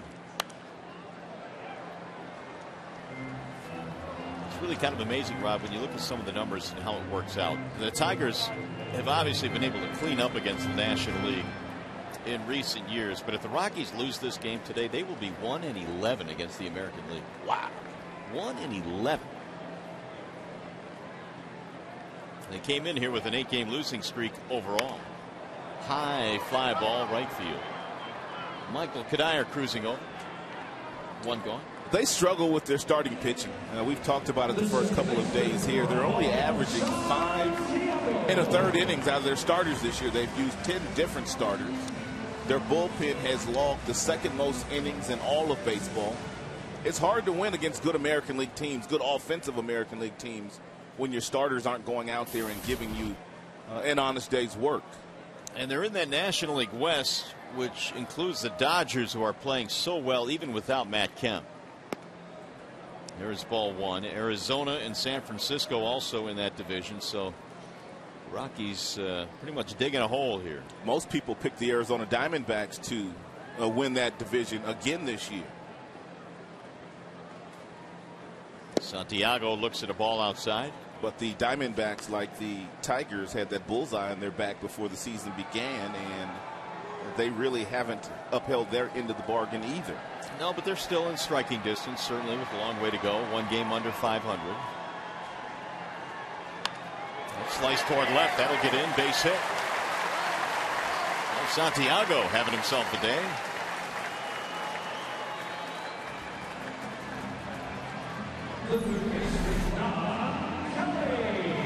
Starting pitching for Colorado has certainly been a Rocky Mountain low since June 5th. The earned run average is over 10. It's kind of hard to win games when you're playing catch up all the time. I heard a stat on the Rockies overall as a team. They've had 13 games this year where they've scored 5 runs or more in the game and lost. Yeah, that starting pitching just not getting it done. Here's Don Kelly.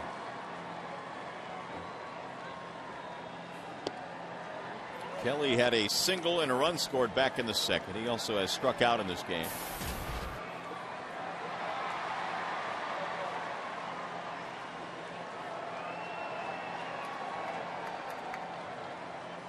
Kelly gets the nod at third base today. Cabrera, the designated hitter.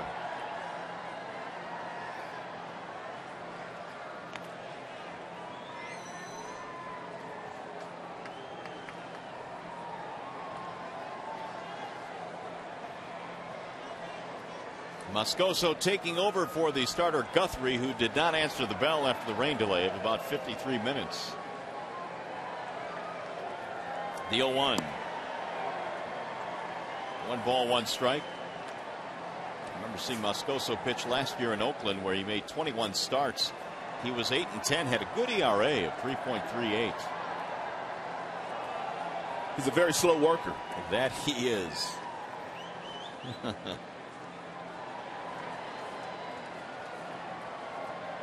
Now the 1-1. Runner goes, and it's fouled back. They have another slow worker out in their bullpen, too. We saw him last night, Rafael Betancourt. Or was that the first night we saw Rafael? That was the first night. And although he seemed to have picked up the pace a little bit, not much, but a little bit. Oakland traded Moscoso to these Rockies for Seth Smith. And the 1-2. Bouncing in and away from Nieves. Up to the screen it goes, and Santiago advances. Wild pitch.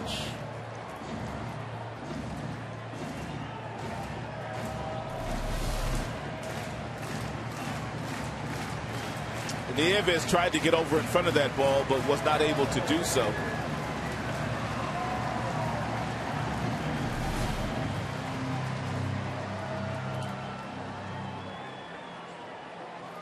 Looked like that ball jumped up and bit him on his right forearm. Home plate umpire Chris Guccione giving Nieves a little extra time to get himself back together.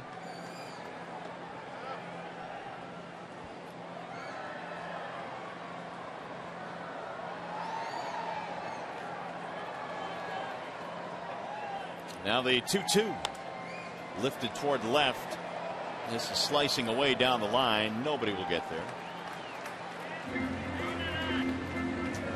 Another nice crowd here today on Father's Day. I'm about to say that, tip of the cap to the folks that waited out the rain today. Well, you know, a lot of the folk in attendance, they brought Dad to the game today as his Father's Day present. They're still hanging out with their team up 4-0. Got several tweets this morning, and a lot of people were talking about they were doing just that. Coming down to the ballpark with Dad.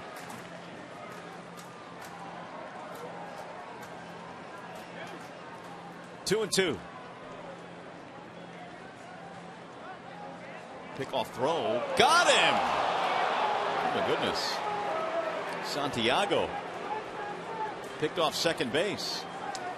Really inexcusable to get picked off at second if you're not running. If you're running, okay, you can tolerate that, but I doubt very seriously where Ramon was going to steal third base. Santiago was picked off first base last night.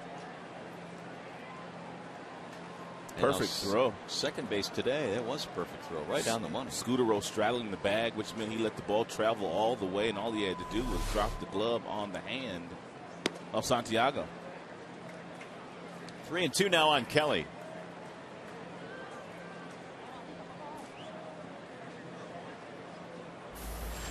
Gerald Laird waiting on deck. He's got an RBI to his credit today. Now the 3-2. Fouled away. Tigers this afternoon had a pair of doubles, Fielder's double and Laird's double. Each scored a run. The Tigers now have gone 51 straight games with at least one extra base hit.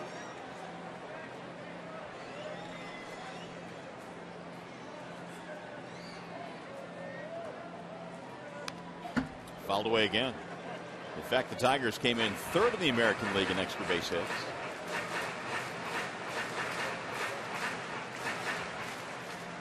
Three and two on Don Kelly. Tigers have 10 hits total this afternoon.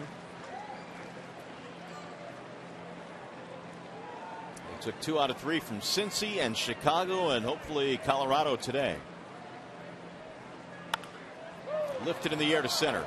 Right at Dexter Fowler, who comes in a few steps. And that is that for Detroit. No runs, 1 hit, nobody left. On to the 6th we go.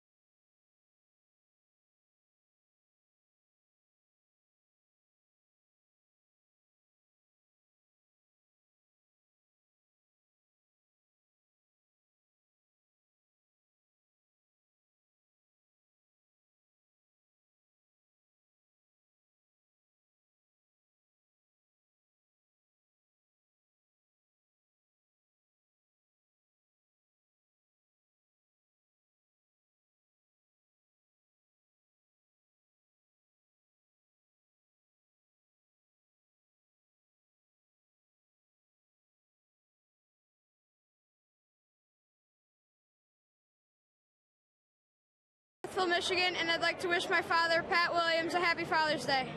I'm Jason Hacker from Traverse City, Michigan, wishing my father, Sam from Bay City, happy Father's Day. Happy Father's Day. Thank you. You know what I'm noticing about the little kids that are wishing the happy Father's Day? I mean, they've been just smooth. They haven't stumbled or anything. I've been checking that out as well. I mean, it's pretty impressive. Just grab the microphone and go at it. Nicely done. Youngsters wishing their dads a happy Father's Day. As Michael Kadire leads it off here in the 6th inning.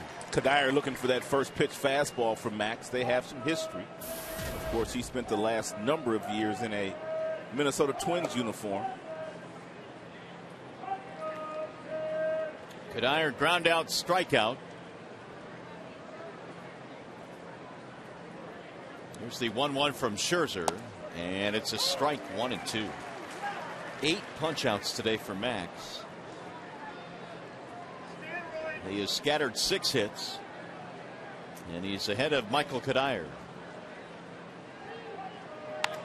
Little chopper hit slowly, left side of the infield. Kelly cuts it off. Nice play.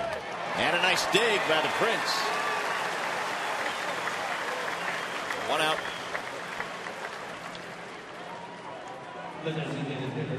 As a rule of thumb, if you are the third baseman and you're cutting across the infield and you're making a direct line toward first base, you go ahead and take this ball and you finish it. It's a much more difficult play for the shortstop to gather himself, turn his body, and then get the out. So one of the few times you're allowed to cut in front of your shortstop. Short hop dig there by fielder. Here is Giambi. Foul tip, and that one got Laird. 0-1.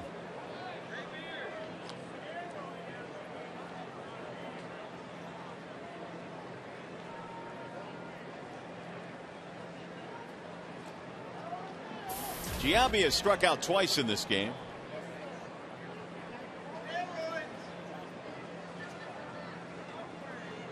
G Money trying to catch his breath, if and you know what I mean.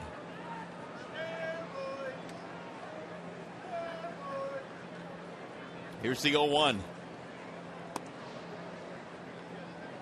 1 ball, 1 strike. Colvin will be next. It's been an impressive day for Scherzer, who's pitching here in the 6th. Fister was good yesterday for the Tigers in his return from the disabled list. 1-2.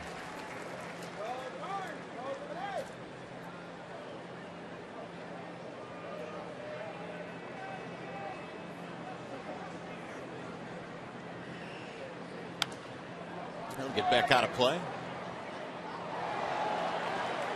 Giambi won an MVP award back in 2000. Hit 43 home runs that year for the Athletics. In fact, in his career, 3 times he's hit over 40. Here's the 1-2. Checked it down low. 2 balls, 2 strikes. At age 41, the bat has slowed down a little bit for Giambi, just as it would with any 41-year-old. Therefore, Max might want to go to that fastball again. He has started to throw more breaking balls with 2 strikes here in the last couple of innings, but that fastball all afternoon has been very explosive for Max. Just off the plate outside, 3-2.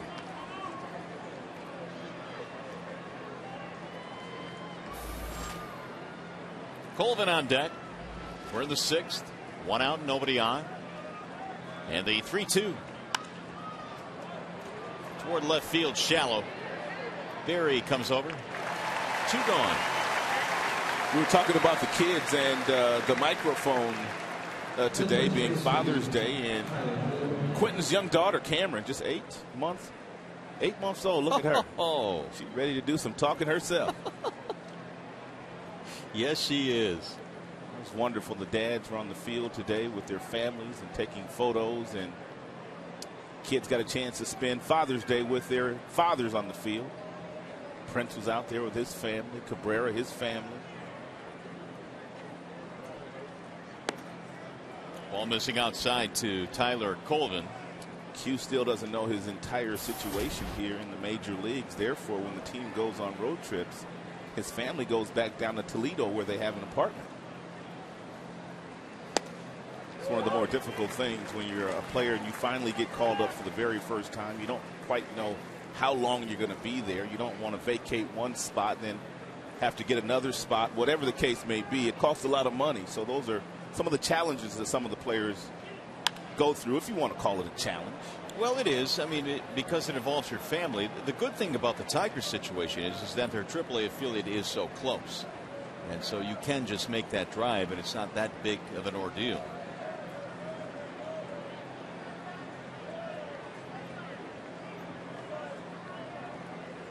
One ball, 2 strikes.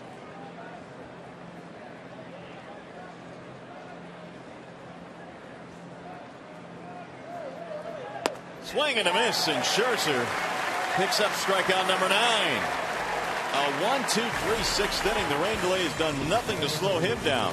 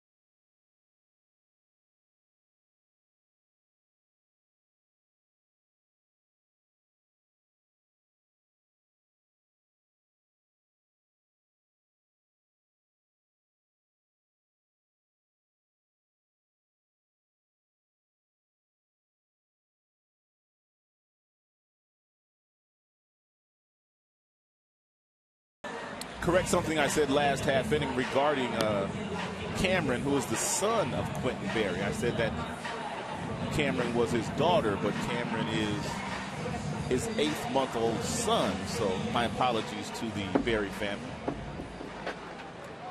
Well, the Tigers ready to swing the bats here now in the 6th inning, and the Tigers leading this one by a score of 4-0. I'm sure Q will forgive me. I'm sure he will. New pitcher on now, Renicky for Colorado. Laird, Jackson, then Berry. Quentin due up 3rd in this frame. There's a strike call. We saw Renicky in yesterday's game. He comes in with really good numbers. Respectable ERA, not overpowering. Does walk quite a few, 25 walks in 40 innings, which is way too many. Right back to the pitcher, Renicky, and he will throw Laird out. 1 out. Gerald Laird, one of the few hitters that will attempt to bunt down that 3rd baseline, and he's usually successful. Take a look here. He had to reach for this ball, therefore he couldn't place it where he wanted to place it, and it went right back to the pitcher. And Renicky was able to make a rather easy play on Gerald Laird.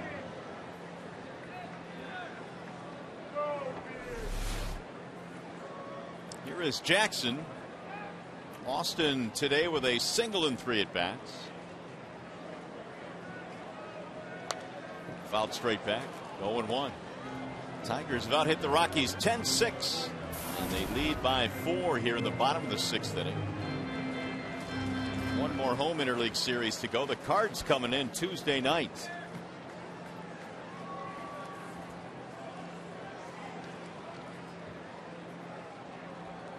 Jackson takes it high. Tigers were undecided on who was going to pitch the third game in that series on Thursday.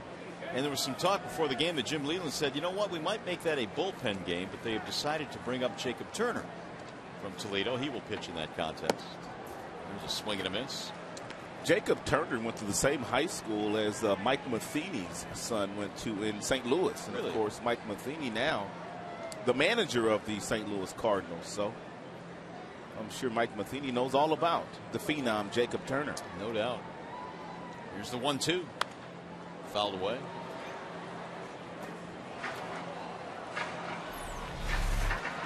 The moves we talked about a little bit earlier. Alex Avila will be starting a rehab stint tomorrow in Toledo.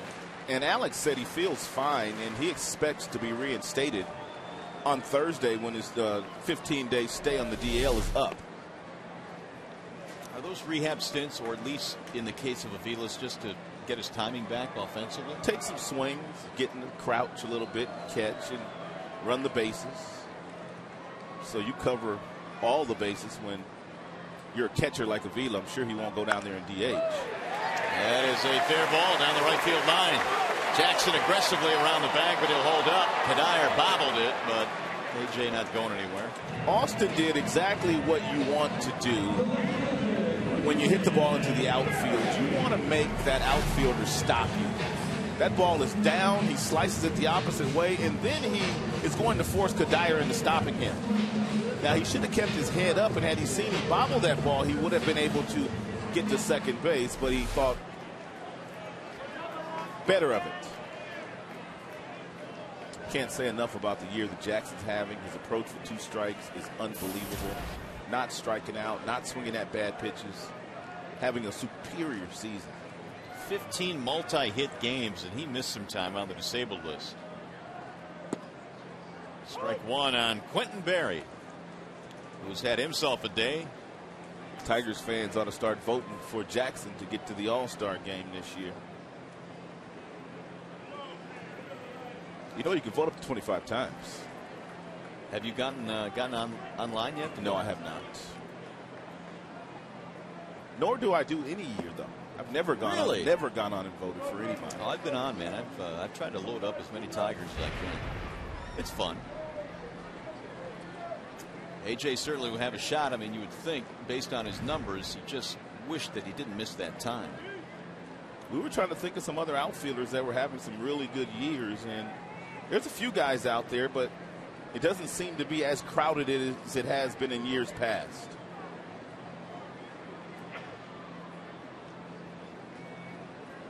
Here's the 1-1.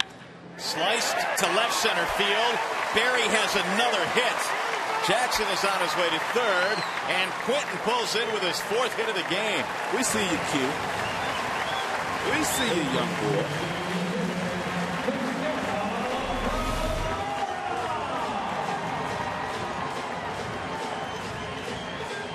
He has had a really smooth swing today, and speaking of smooth, look at Jackson cruising in the third.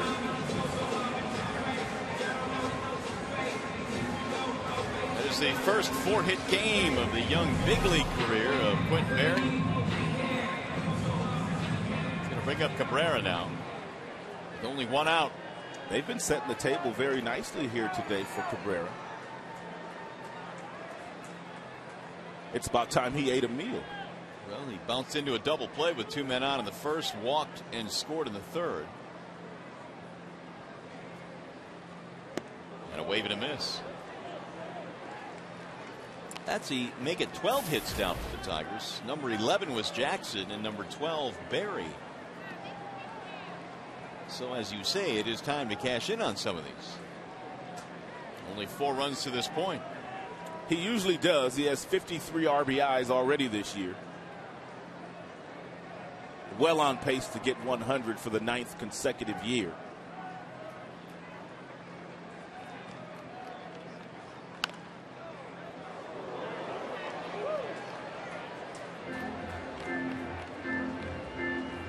And In case you're wondering what Cabrera does when he is the designated hitter, it doesn't look like he likes it all that much. The batting average about 100 points higher when he's playing in the field versus the DH. Cabrera has told Jim Leland he doesn't really like the DH, especially during day games. We'll loop that one foul back out of play. I would be venturing to guess that you can't find too many guys that like the DH anyway. But Cabrera, this is his way of getting a day off, so to speak. Because he and Fielder have been out there just about every inning this year. Daleman has had to learn how to DH this year, and he's gotten better at it. It's an adjustment for most. Oh, 0-2. Low, 1 ball, 2 strikes.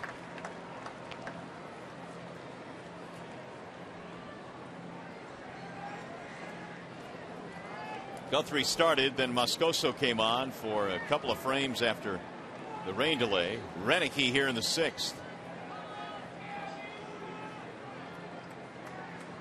Jackson and Berry on the base paths. And a ground ball, fair, right by Pacheco down the line. That'll get 1 in. Berry coming to third. They stop in there, and Cabrera doubles in a run. He decided to eat that time. Yeah, he did. He is such an RBI machine anyway. I mean, if you continue to have runners on the base pass when he comes up, he's going to hurt you sooner or later. A couple of steps and a dive, and the ball trickled right over the glove of Pacheco. And Quentin Berry now standing on third base. Jackson has scored his first run of the game. So the Tigers still far from done here with only 1 out. They lead 5-0, and Prince Fielder digs in.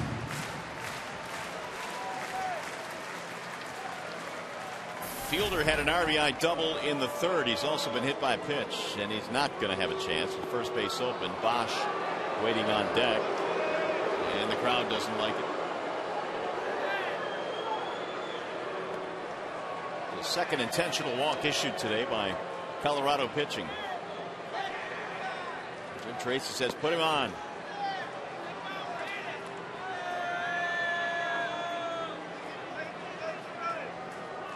And there is ball 4. So the Fielder is on. Here's that AT&T trivia question again here this evening, or this afternoon.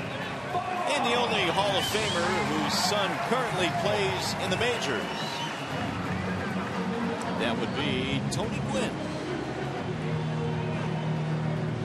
Junior's out with the Dodgers. Yes, he is. Tony Gwynn Jr. used to be a teammate of Prince Fielder's as well when they were in Milwaukee, when they both started their careers. There's some Hall of Fame fathers who have had sons in the major leagues as well. Yogi and Dale Barron, among many others. Tony Perez and his son Eduardo Perez playing in the big leagues. So here is Bosch now with the bases loaded. And only 1 out. Major trouble for Renicky. This is a nice opportunity for Brennan Bosch to get his first hit of this series.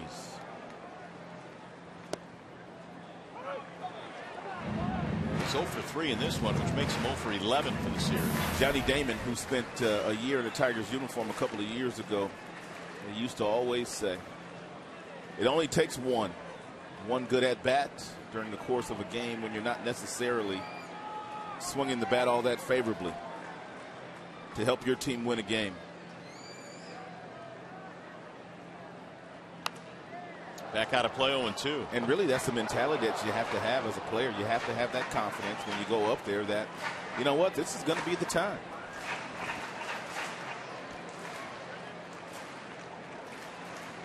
Well, Renicky is ahead of him now. No balls, 2 strikes. They've been throwing Brennan a lot of fastballs up today, too. He's been able to lay off most of them.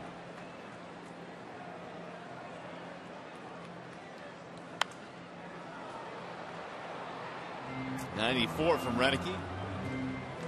Up with the letters, and he found it back. Jackson coming around to score a run in this inning. Tigers up 5-0. Got Barry, Cabrera, and Fielder on the bases right now.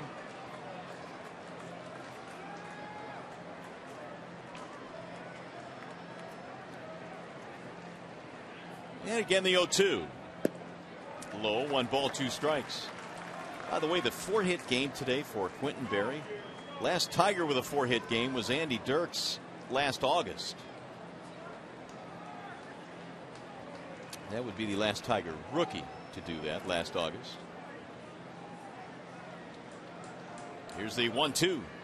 And he just missed with it. 2 balls, 2 strikes. Speaking of Dirks, have you heard anything on him lately? Yeah, his Achilles just is not coming around all that well. I know Jim Leland has been a little bit disappointed in the speed with which he is. It's certainly not Dirks' fault as Matt Reynolds warms up, but it's just not coming around quickly. So we're just not sure when he'll be back. That'll get way foul. This much we do know. Jim had to be very encouraged with the start that Doug Fister had last night. Doug Fister looked as good in yesterday's game as he looked last year in a Tigers uniform. Everything was working. The fastball, the cutter, curveball, changeup. Very efficient. Chilling to death. The only caveat is, how does he feel the day after? And today, Fister said he felt fine, so that's good news. Bouncing ball to short. This could and should be 2, and it is. A double play ends the inning. It goes 6-4-3. Tigers get another run, though. 6 in the books. Here at Comerica, it's 5-0 Detroit.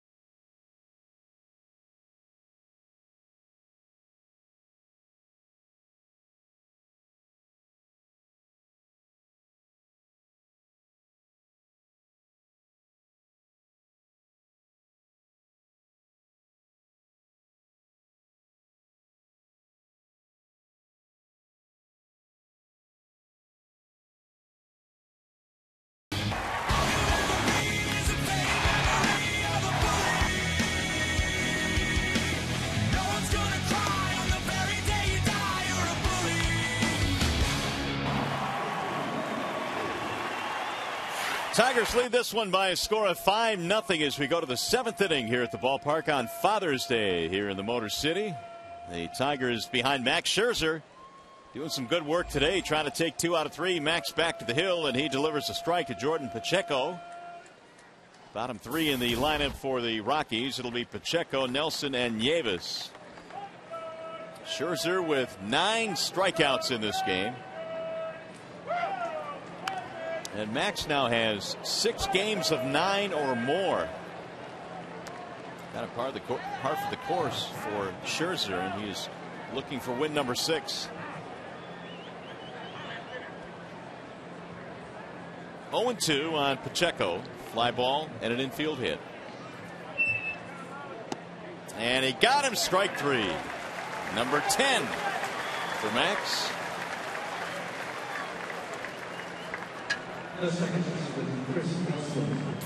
Hey fans, don't forget the Tigers square off against the World Series champion St. Louis Cardinals June 19th through 21st at Comerica Park. For tickets, call 866-66-TIGER or visit tigers.com. Well, let's see now. Scherzer has 3 games of double-digit strikeouts. He has one against the White Sox, 11, and then the 15 strikeout game against Pittsburgh. And now 10 here against the Rockies today. Nelson, the batter. He has been in total command today. And you worried that maybe the rain delay would take him or put him out of sync, but not at all. He came right back from that delay, no problem. At a 1-2-3-6. That's fouled straight back. 1-2 on Chris Nelson.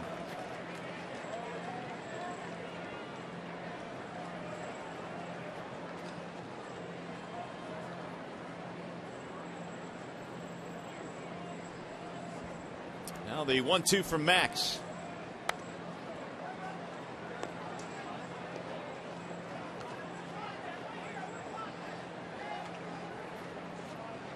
Tigers have been fighting all season long to get consistency out of their starting pitching as well, aside from Verlander. Now Fister appears to be back on track. There's another strikeout for Max. This is a good sign from Scherzer, who has just recorded his 11th strikeout. Got some pieces now starting to round into form.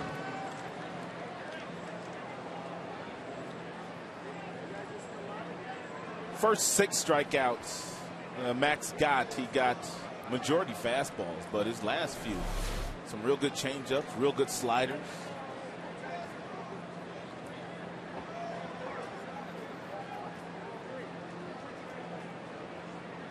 Verlander leads the American League, followed by Scherzer, who is right on his tail. And then CC.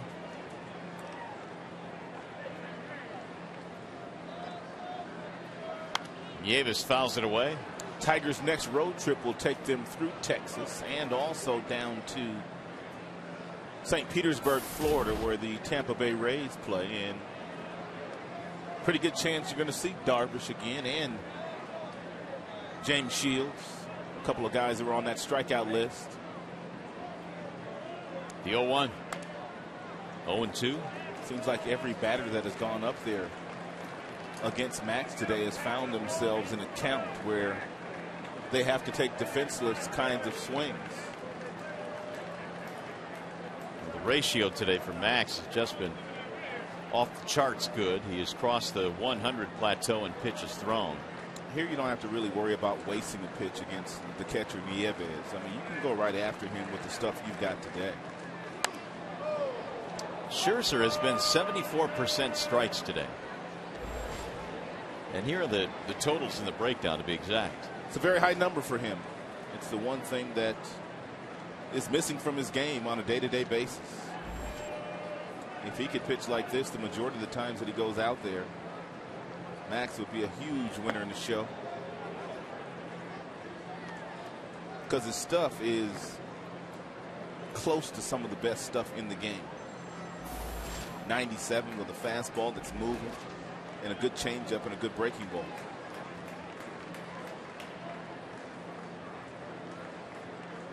And the 1-2.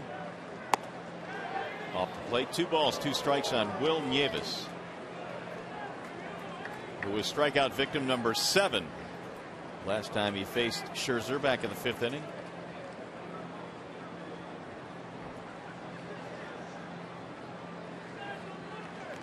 Max has at least 1 punch out in every inning so far.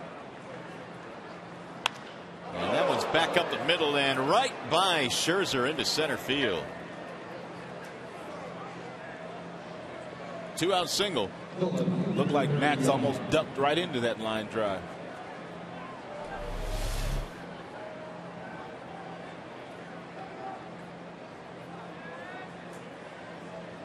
Throwing duck.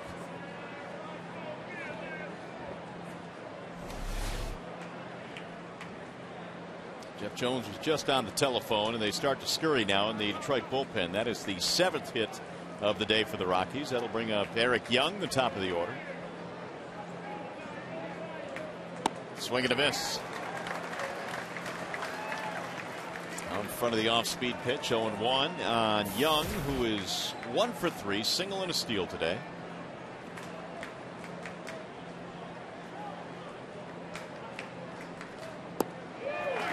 Same result, 0-2. Young, 1 year in the minor leagues, stole 87 bases, albeit in A ball a few years back. That's still a ton of bags. Been up and down the last 3 years for the big club. Here's the 0-2. Got him. Strike 3 in the outer edge. Young doesn't like it. And Scherzer has strikeout number 12. Stretch time here at the ballpark.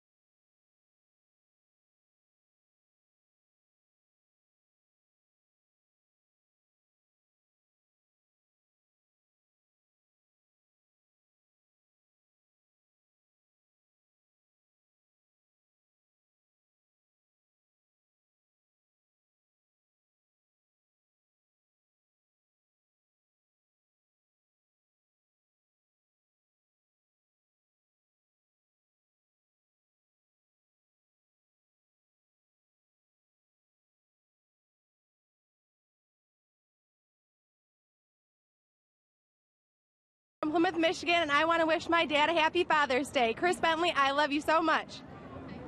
Hi, my name's Brandon Bowser from Algonac, Michigan. Wishing my dad, William Bowser, a happy Father's Day. My name is Elise from Clarkston, and I want to wish all of our fathers a happy Father's Day. Happy Father's Day! And happy Father's Day from all of us as well on this day, especially Major League Baseball raising awareness for prostate cancer research with the Home Run Challenge. Well, it's stretch time here at the ballpark, and here is our Comerica game summary with the Tigers on top 5-0. Quentin Berry, how about the day for Quentin? 4 for 4 with a steal and a run scored. Money 2 out of 3 today with an RBI double, and Scherzer has been the big story today. 12 punch outs in this one, and he has kept the Rockies off the board. What an afternoon. The Tigers trying to win 2 out of 3 from Colorado. You know, there are some starts when Max goes out there, and we've seen him overpower the opposition on occasion. But today he is pitching. I mean, everything is working well for Max. A lot of first pitch strikes, getting ahead, not making any mistakes whatsoever. It's been a tremendous game for him. And as they enjoy Father's Day here at the ballpark, this little 7th inning stretch, the Rockies will make a pitching change. It'll be Matt Reynolds coming on, and he will take over now for Colorado here in the bottom of the 7th. Reynolds comes in with 3 wins. He has not lost a game. 27 strikeouts in 26. In 2/3 innings, he's given up 6 home runs this year.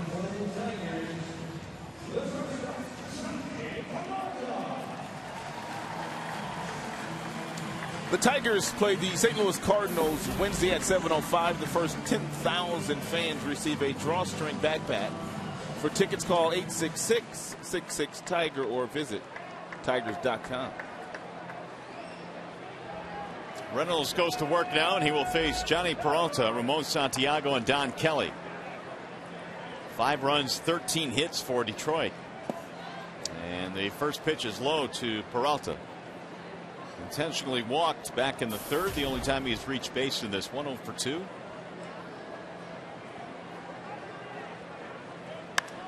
High towering fly ball. Shallow right field. Kadire coming in. And Johnny is out, 1 gone. They'll bring up Santiago. Had a nice day today. 2 hits, 2 RBIs.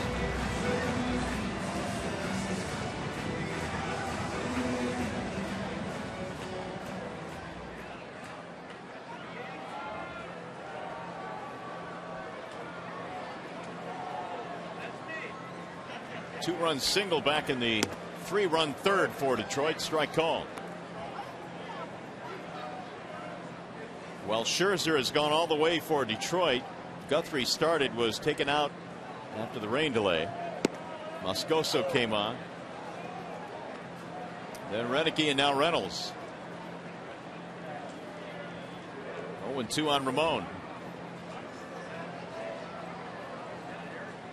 Ground ball to short. To his left, Scutero. He's probably got about 1 billion assists in this series. Yes, he has. Made every play. 17 assists. That's a lot of ground balls hit to the shortstop. 2 outs. Bring up Don Kelly.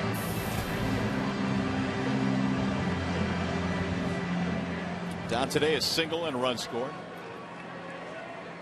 He'll be headed home on the next road trip. The Pittsburgh area native.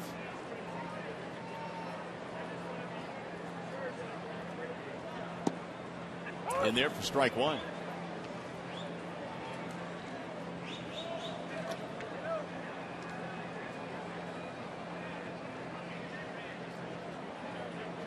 Of course, you know that Jim Leyland and Gene Lamont, Lloyd McClendon all have, I'm sure, a lot of friends still in the Pittsburgh area.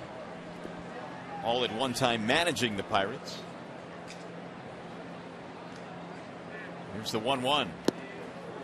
1-2 on Kelly.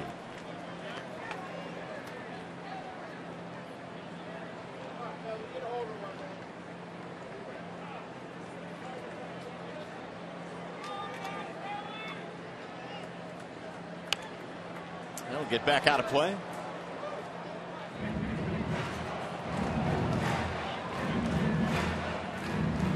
Laird would be next if Kelly reaches here in the 7th.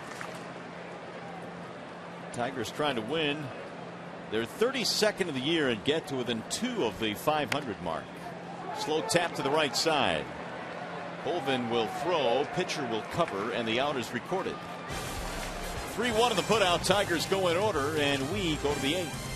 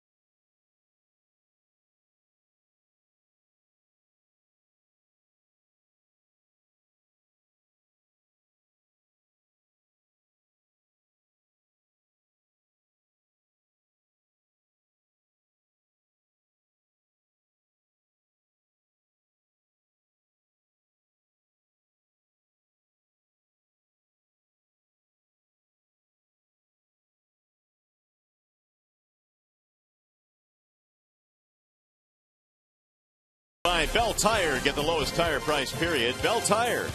And by Toyota, brought to you by your Greater Detroit Toyota dealers.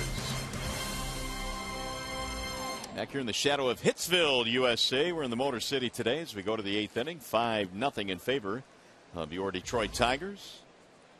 And Max Scherzer has been the story today, hasn't he? He's been very good. A total of 109 pitches thrown. 80 of those have been strikes.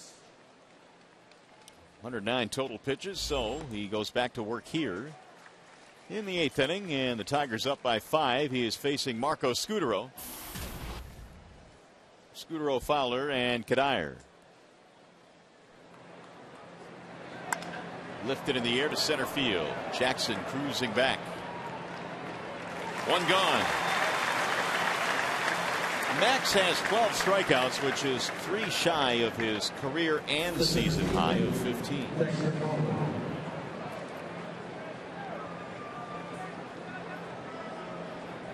Here's Dexter Fowler.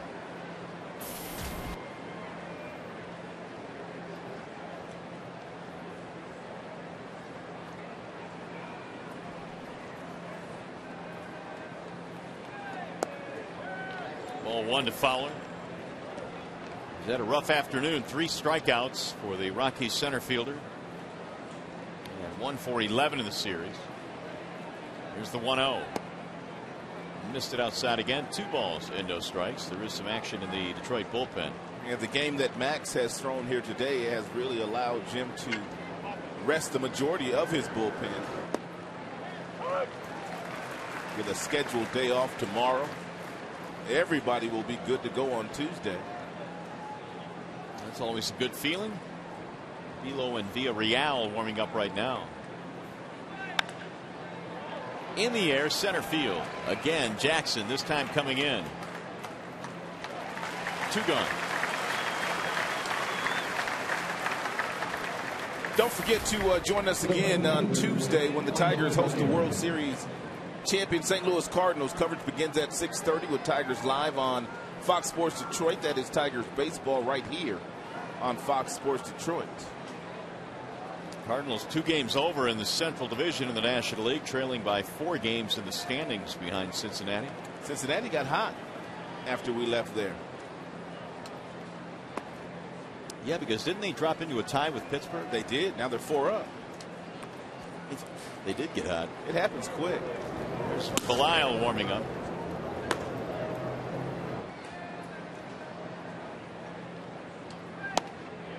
It's in for a strike on Michael Kadire. Max has been very impressive with that fastball away from his arm side today. And that has caught the outside black at the knees. This is the first time that Scherzer has pitched into the 8th inning this season. He's got a chance now to get 8 complete. Here's the 2-1. Swing and a miss. 2-2 on Kadire, who is 0 for 3 today. Jim might have to entertain the thought of letting Max go out there and get himself a complete game shutout. He might. Well, this will be his 120th pitch. And it's down the right field line, foul. So 120 is a season high for Scherzer. Max has never had a complete game.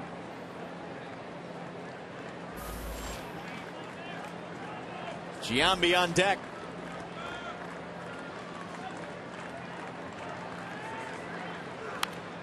Fouled away. Still throwing 97 miles an hour, 121 pitches into this game.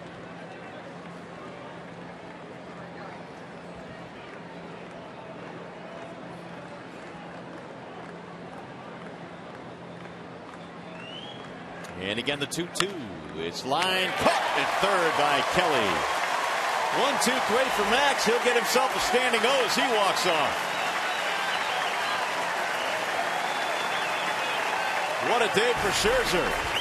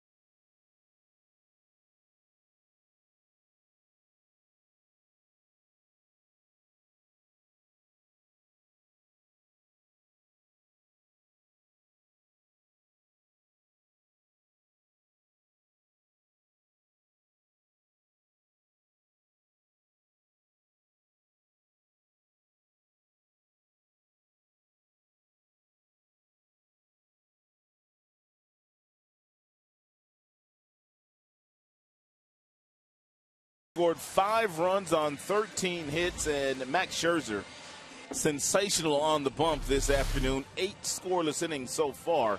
He got away with one here, though. It was a hanging breaking ball to Kadire, and he hit a seed right at Don Kelly to make the play. Hey, by the way, you can vote for your Tigers McDonald's Player of the Game, presented by the Quarter Pounder with Cheese. Using your cell phone, text Tigers, then a space, and then the player's uniform number to 37338, or vote online at foxsportsdetroit.com. Here come the Tigers now as we go to the bottom of the 8th. And Gerald Laird is leading things off for Detroit. Gerald Laird deserves some credit as well. And the pitcher throws the baseball, obviously, but it is Laird that pretty much leads them every step of the way, putting down the fingers. So they don't have to think about every single hitter and how they're going to approach him. Matt Belisle, the new pitcher here in the 8th inning, facing Laird, Jackson, and Berry. And Quinton's going to have a chance to get a 5-hit game.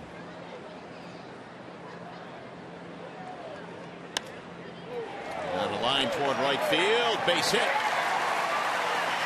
And he thought about it. Kadire throws behind him and throws it by the first baseman. Leadoff single. It's a 3-hit game for Laird. Put pressure on him. He doesn't come up with it cleanly, but when he does come up with it, he fires back toward first base.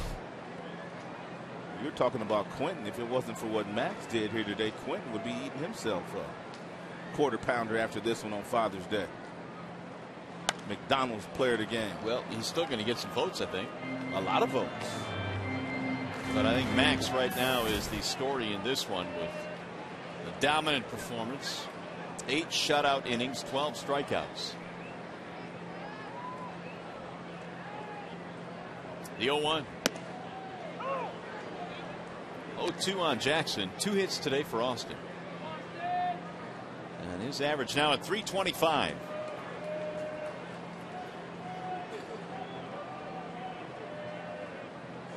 Swing and a miss, and Belisle dusts him out of there.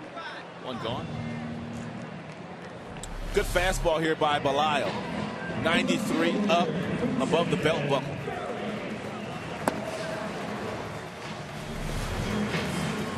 So here is Berry. 4 singles, a run scored, and a steal. And Quinton now is 9 for 9 in stolen bases. He's only been here for about 3 weeks, and he leads the team in steals by 3.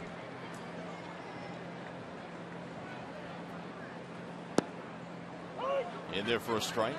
Well, we were impressed with Quinton in spring training. Yep.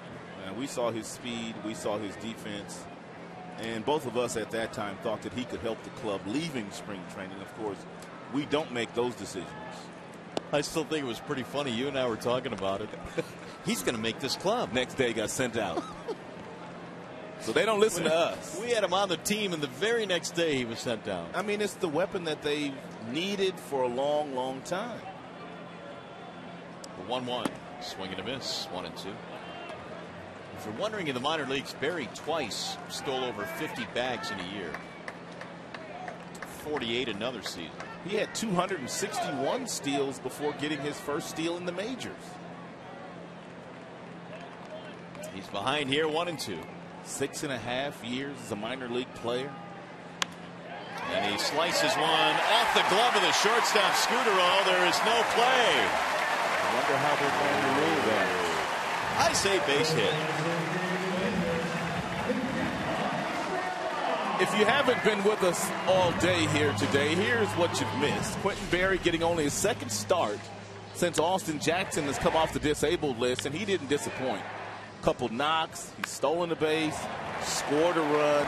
He did just about everything in this contest to help Detroit win, and he's been stirring it up at the top of that batting order, giving Cabrera and Prince plenty of opportunities. That's that last play off the glove of Scooterall. And they've ruled it a base hit. 5-hit day for Quinton. All singles, 5 for 5 for Berry.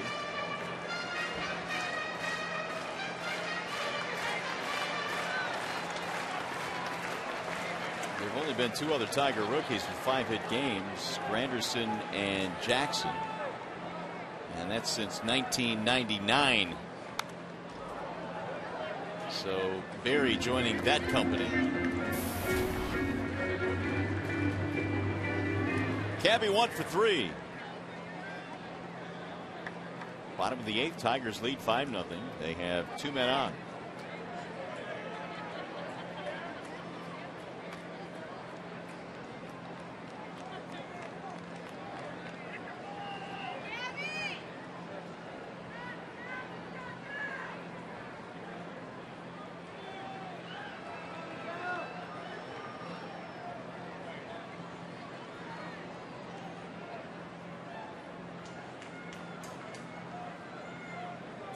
The 0-1 fouled away. 0-2 on Cabrera.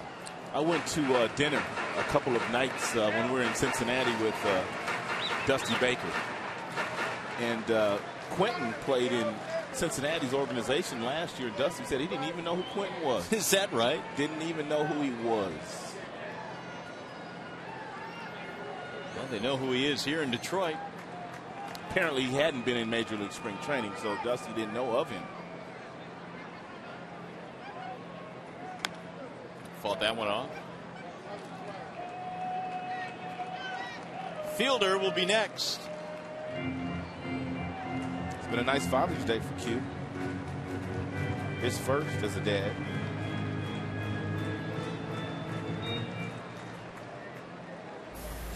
One he'll never forget either.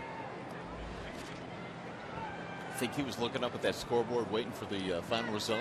If he wasn't looking straight at it, he was looking at it out the corner of that right eye. Call it a hit. Call it a hit. And they did. Tigers have 15 hits.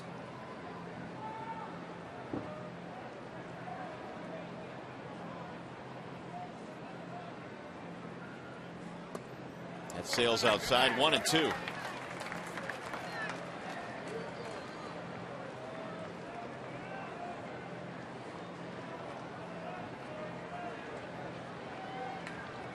Cabrera trying to pick up 2 base runners here, Laird and Barry. Belisle came on after Reynolds pitched the 7th inning. And he stays alive, fouling that one back. That's what great hitters do. You make a real good pitch, and they're able to spoil it. Belisle makes a really good pitch here. It's one that would get called a strike. Cabrera can't do a whole lot with it, but he's able to just get a piece of it, hoping that this next pitch he gets from Belisle will be a little bit better to hit.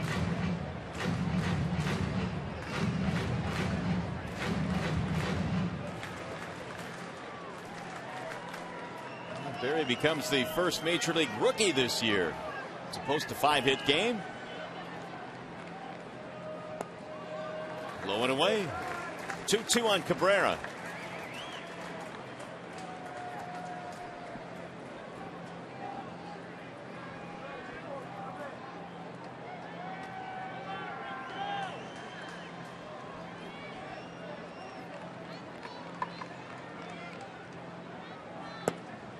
Low. Now it's 3-2.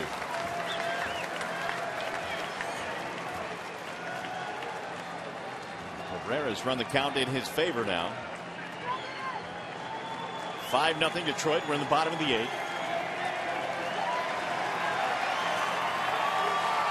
Here's the 3-2. Runners going, and it's fouled off.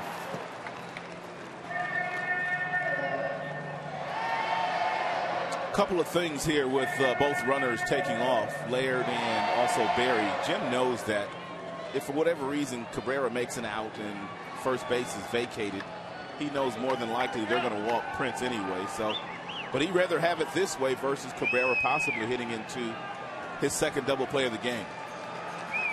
Miggy's hit into 12 double plays this year.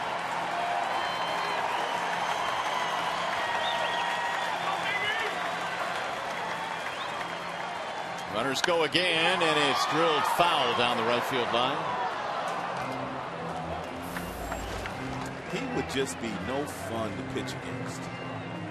None whatsoever. I mean, because we've watched guys over the years, some of your best pitchers in the game, who sometimes get him. And then there's a lot of times that he gets them as well. But He just doesn't seem to have any hold. Well, I was about to ask that. Does he have any? 3-2. And there they go. And again a foul. Remember about a week or two ago we put up his hot zone? It's pretty red. Yeah. I mean, there was only 2 cold spots on there. I mean, he covers from head to toe, inside and outside. And he's giving Belisle fits here, a 10-pitch at bat. He's got him right where he wants him.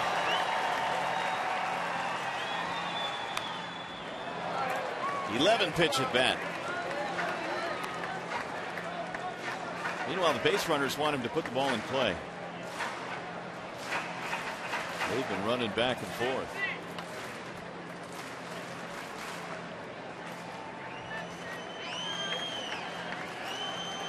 That last pitch was up and in.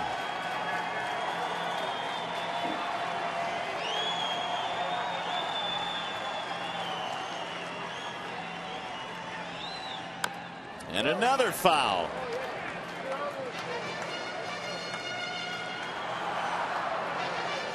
Gerald getting the sprints in. He's staring Cabrera down. Yeah, if looks could kill.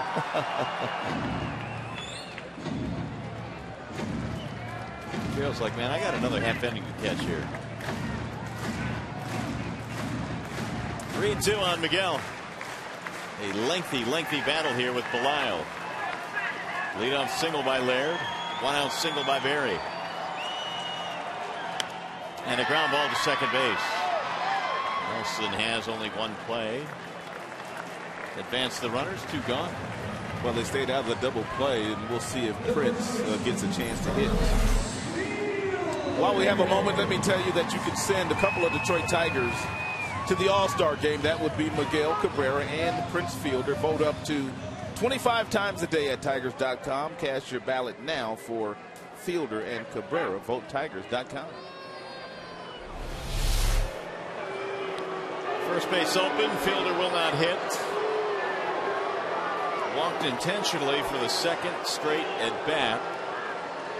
3 intentional walks for Colorado pitching in this game. Peralta has the other one. And they're going to deal with Bosch. He's had a rough series, 0 for 4 in this one.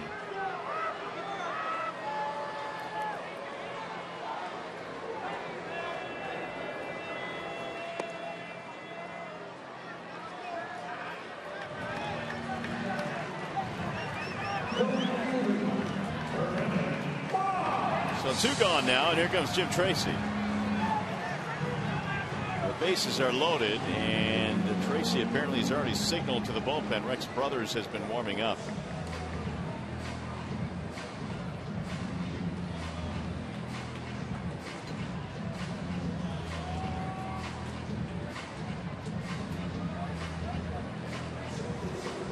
So that's going to be it for Belisle.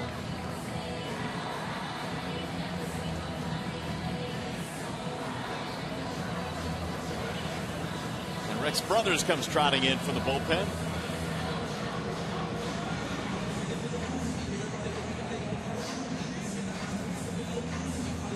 It is now time for the Nissan drive of the game, and it came off the bat of Prince Fielder. He hit a ball into right center field, which should have been a single, but Prince was able to stretch it into a double.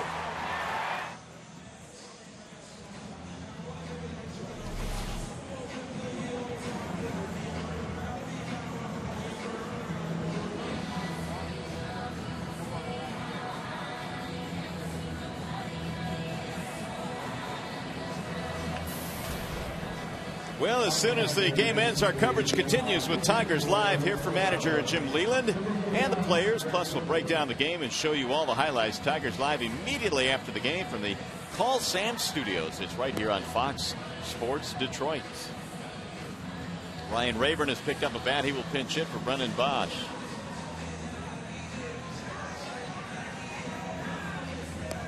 The left-hander Rex Brothers in this game now.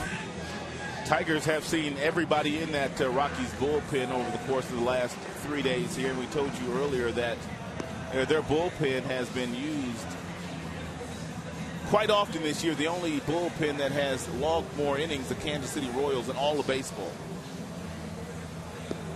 How about the day today from Max Scherzer? Well, for those of you that missed it, this was Max at his finest. He threw a lot of first pitch strikes today, and that allowed him to get to his breaking balls when he wanted to get to that pitch. Of his first 6 strikeouts, 5 were on fastballs. He had an electric fastball today. He went on to get 6 more strikeouts, but those came with lots of breaking balls. It was an unbelievable outing here today by Scherzer.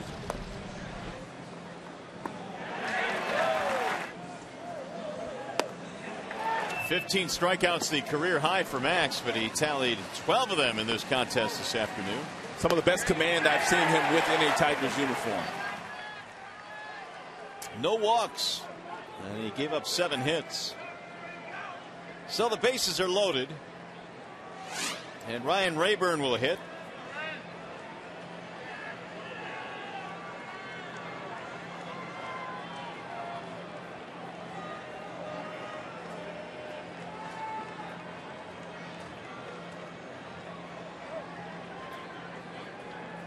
Tigers had 15 hits today. They've stranded 9. And they lead 5-0 in the 8th.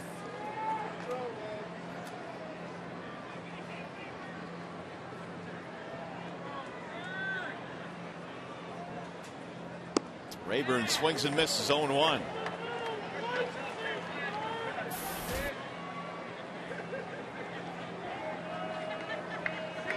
Two out of 8 in the series with a double for Rayburn. Jim Leyland starting Quentin Berry today,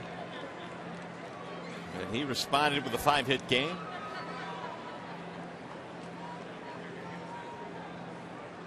The 0-1 fouled straight back. 0-2 on Ryan Rayburn. This just in. More than likely, Quentin Berry will be starting on Tuesday too. Be surprised if he wasn't.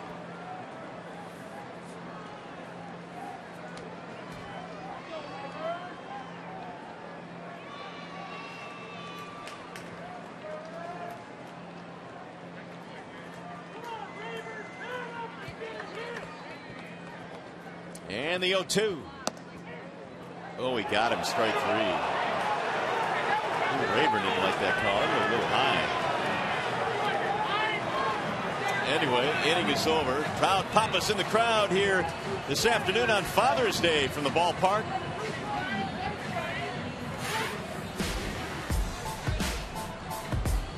I have you living life like you should. You say you never had it so good.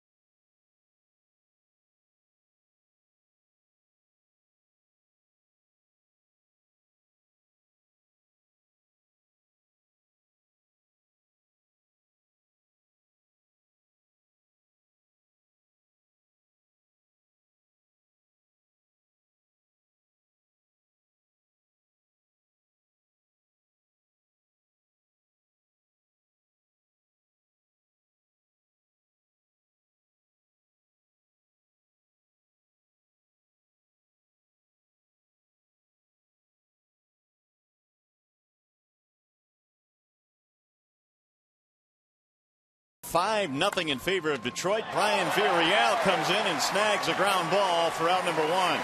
He is very agile on that mound. He's got a very good pickoff move and balls that are hit back at him. Villarreal, for the most part, makes those plays and quietly having an outstanding year in that bullpen for the Tigers. Quick like a cat, Brian Villarreal. Scherzer goes 8, gives way to Villarreal here in the 9th, and now Tyler Colvin steps in.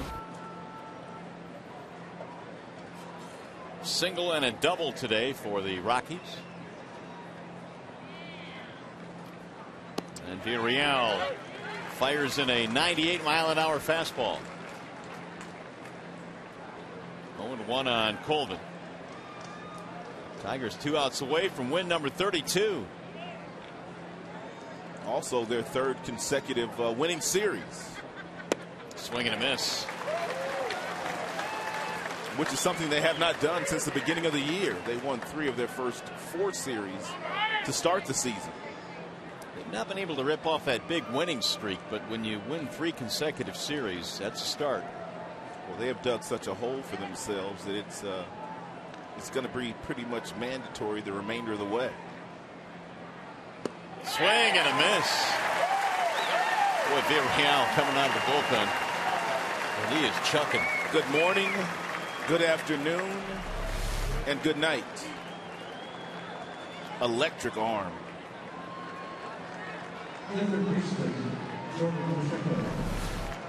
So Pacheco is their last chance.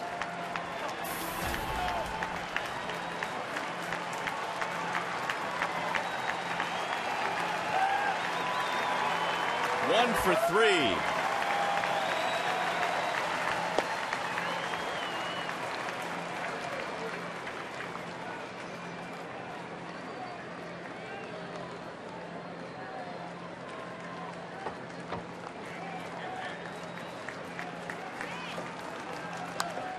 Fouled away. 1 ball, 1 strike. Off day tomorrow for the ball club, and then St. Louis comes to town. Hey, happy Father's Day.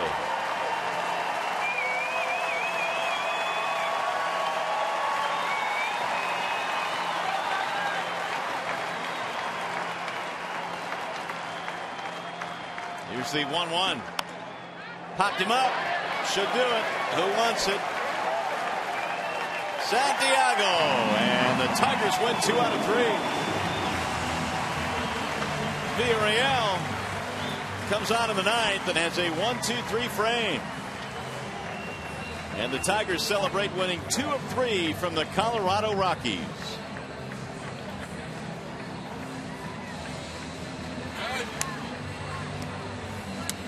After a really tough loss in game 1, giving up 8 runs in the 10th, the Tigers win the next 2. There's your final. We'll be back.